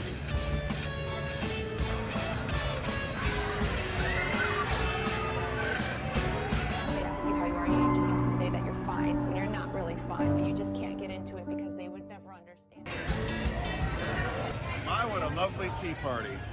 I have to say, Genie was dead on, said 10 minutes. It's exactly a 10-minute wait. Let's see, I'm a little scared of where it's going to tell us to go next. Let me see. Pinocchio Village. What a place to send somebody after they've just been, like, dizzy. We said we're going to do whatever the Genie says. We got to go to Pinocchio Village house. So you want a Coke or water or a coffee or... Coke is good. So I ordered our food about 45 seconds ago, and miracle of miracles, it's ready. Granted, we didn't get full meals because we don't do that to ourselves. We just got like sides of Pinocchio Village, but still, hey, 45 seconds, pretty good turnaround. Let's look at it.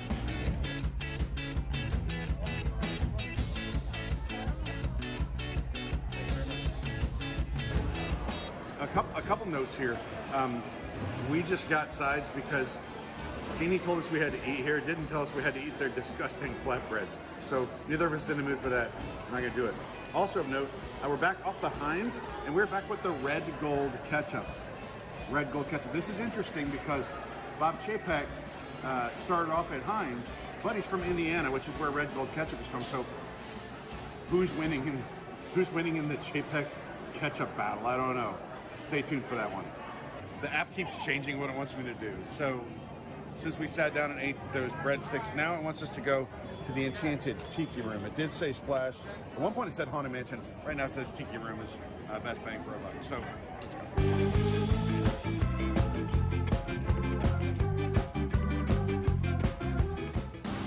Here we are at the Enchanted Tiki Room. One of those attractions you just can't miss, and Genie wanted to make sure we did. There we go. That's almost as much fun as New Year's Eve in the Orange Groves.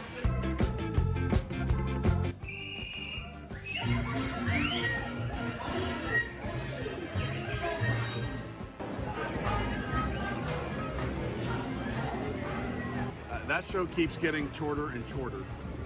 Let's see what they have next for us. 10 minutes later, Splash Mountain, 2:05 it's saying. And it says the forecast wait time will be 45 minutes.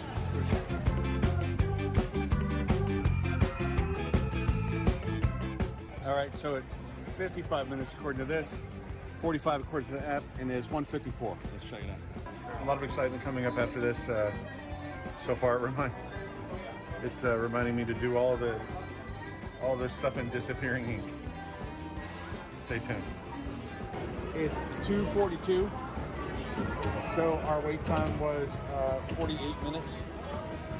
The app said it was 45. The sign outside said 55. So right between those.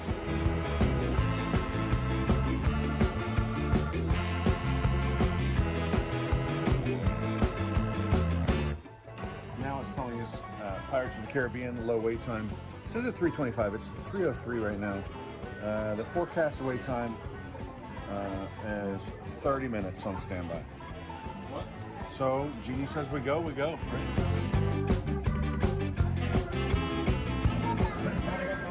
So the wait has been actually just under 20 minutes. So 18 minutes, not bad. The app said 30, outside said 30.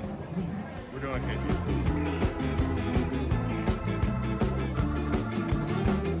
All right, so another classic down, scratched off the list thanks to the Genie. We go wherever the Genie tells us to go. Next on the list, Swiss Family Treehouse. I don't make the rules, I follow the Genie. I don't think this is a lightning lane thing. I think there won't be a lot of competition. Let's see, it says there's a forecast wait time. I guess there isn't one. All right, let's do it. It's the most crowded I've seen the entrance before.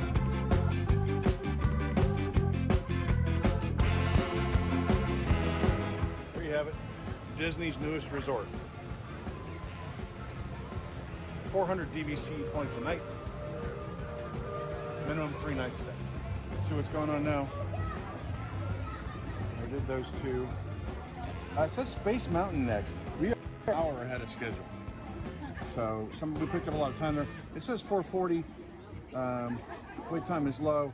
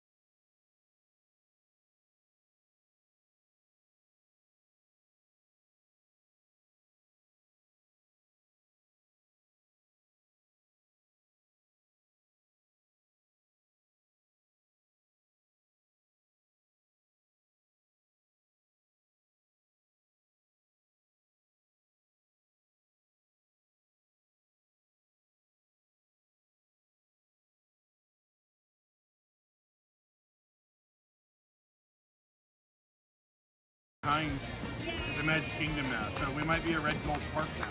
We have a pretzel, we have chicken tenders. This is called If You Had Wings.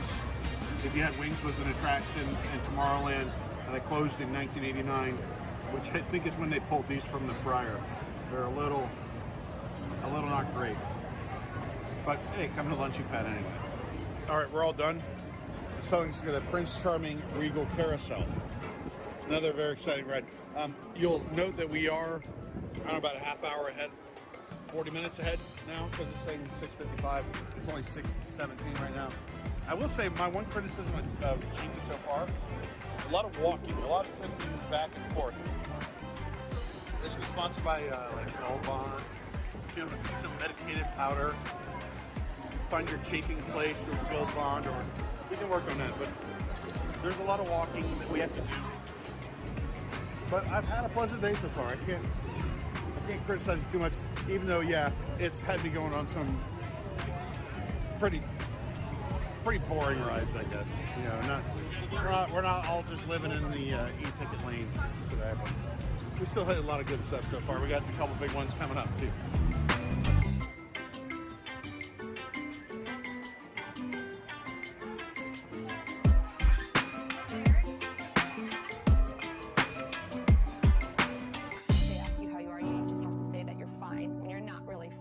Next up, Haunted Mansion, again, 7:10 is what it's recommending. We're at 6:37, so we're well ahead of schedule again.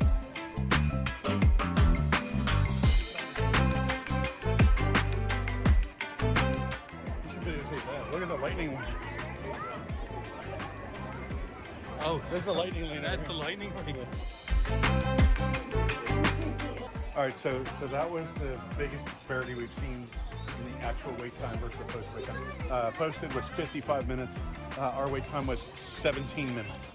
So that puts us way ahead of schedule. We only have one attraction left to do tonight, and that is Big Thunder Mountain. It has us getting there at 8:10. It's 7:10, so we're an hour ahead of schedule. Posted wait time 25 minutes. It is 7:17. All right, so that was only about a 15-minute wait. There's only 2 rules on this attraction. Hold on to your hats and glasses, and I forgot them both, lost them both. I'm just kidding. Genie, you've been a pain in my ass today. You didn't let me ride the People Mover. You didn't let me eat anywhere good. But all in all, I think pretty successful debut. I enjoyed myself, and maybe next time we'll give it a shot at another park. See you next time. So the Genie came back alive, Jake. It's telling me to go to the Enchanted Rose. Oh. So I said I would do what the Genie said. Let's do it.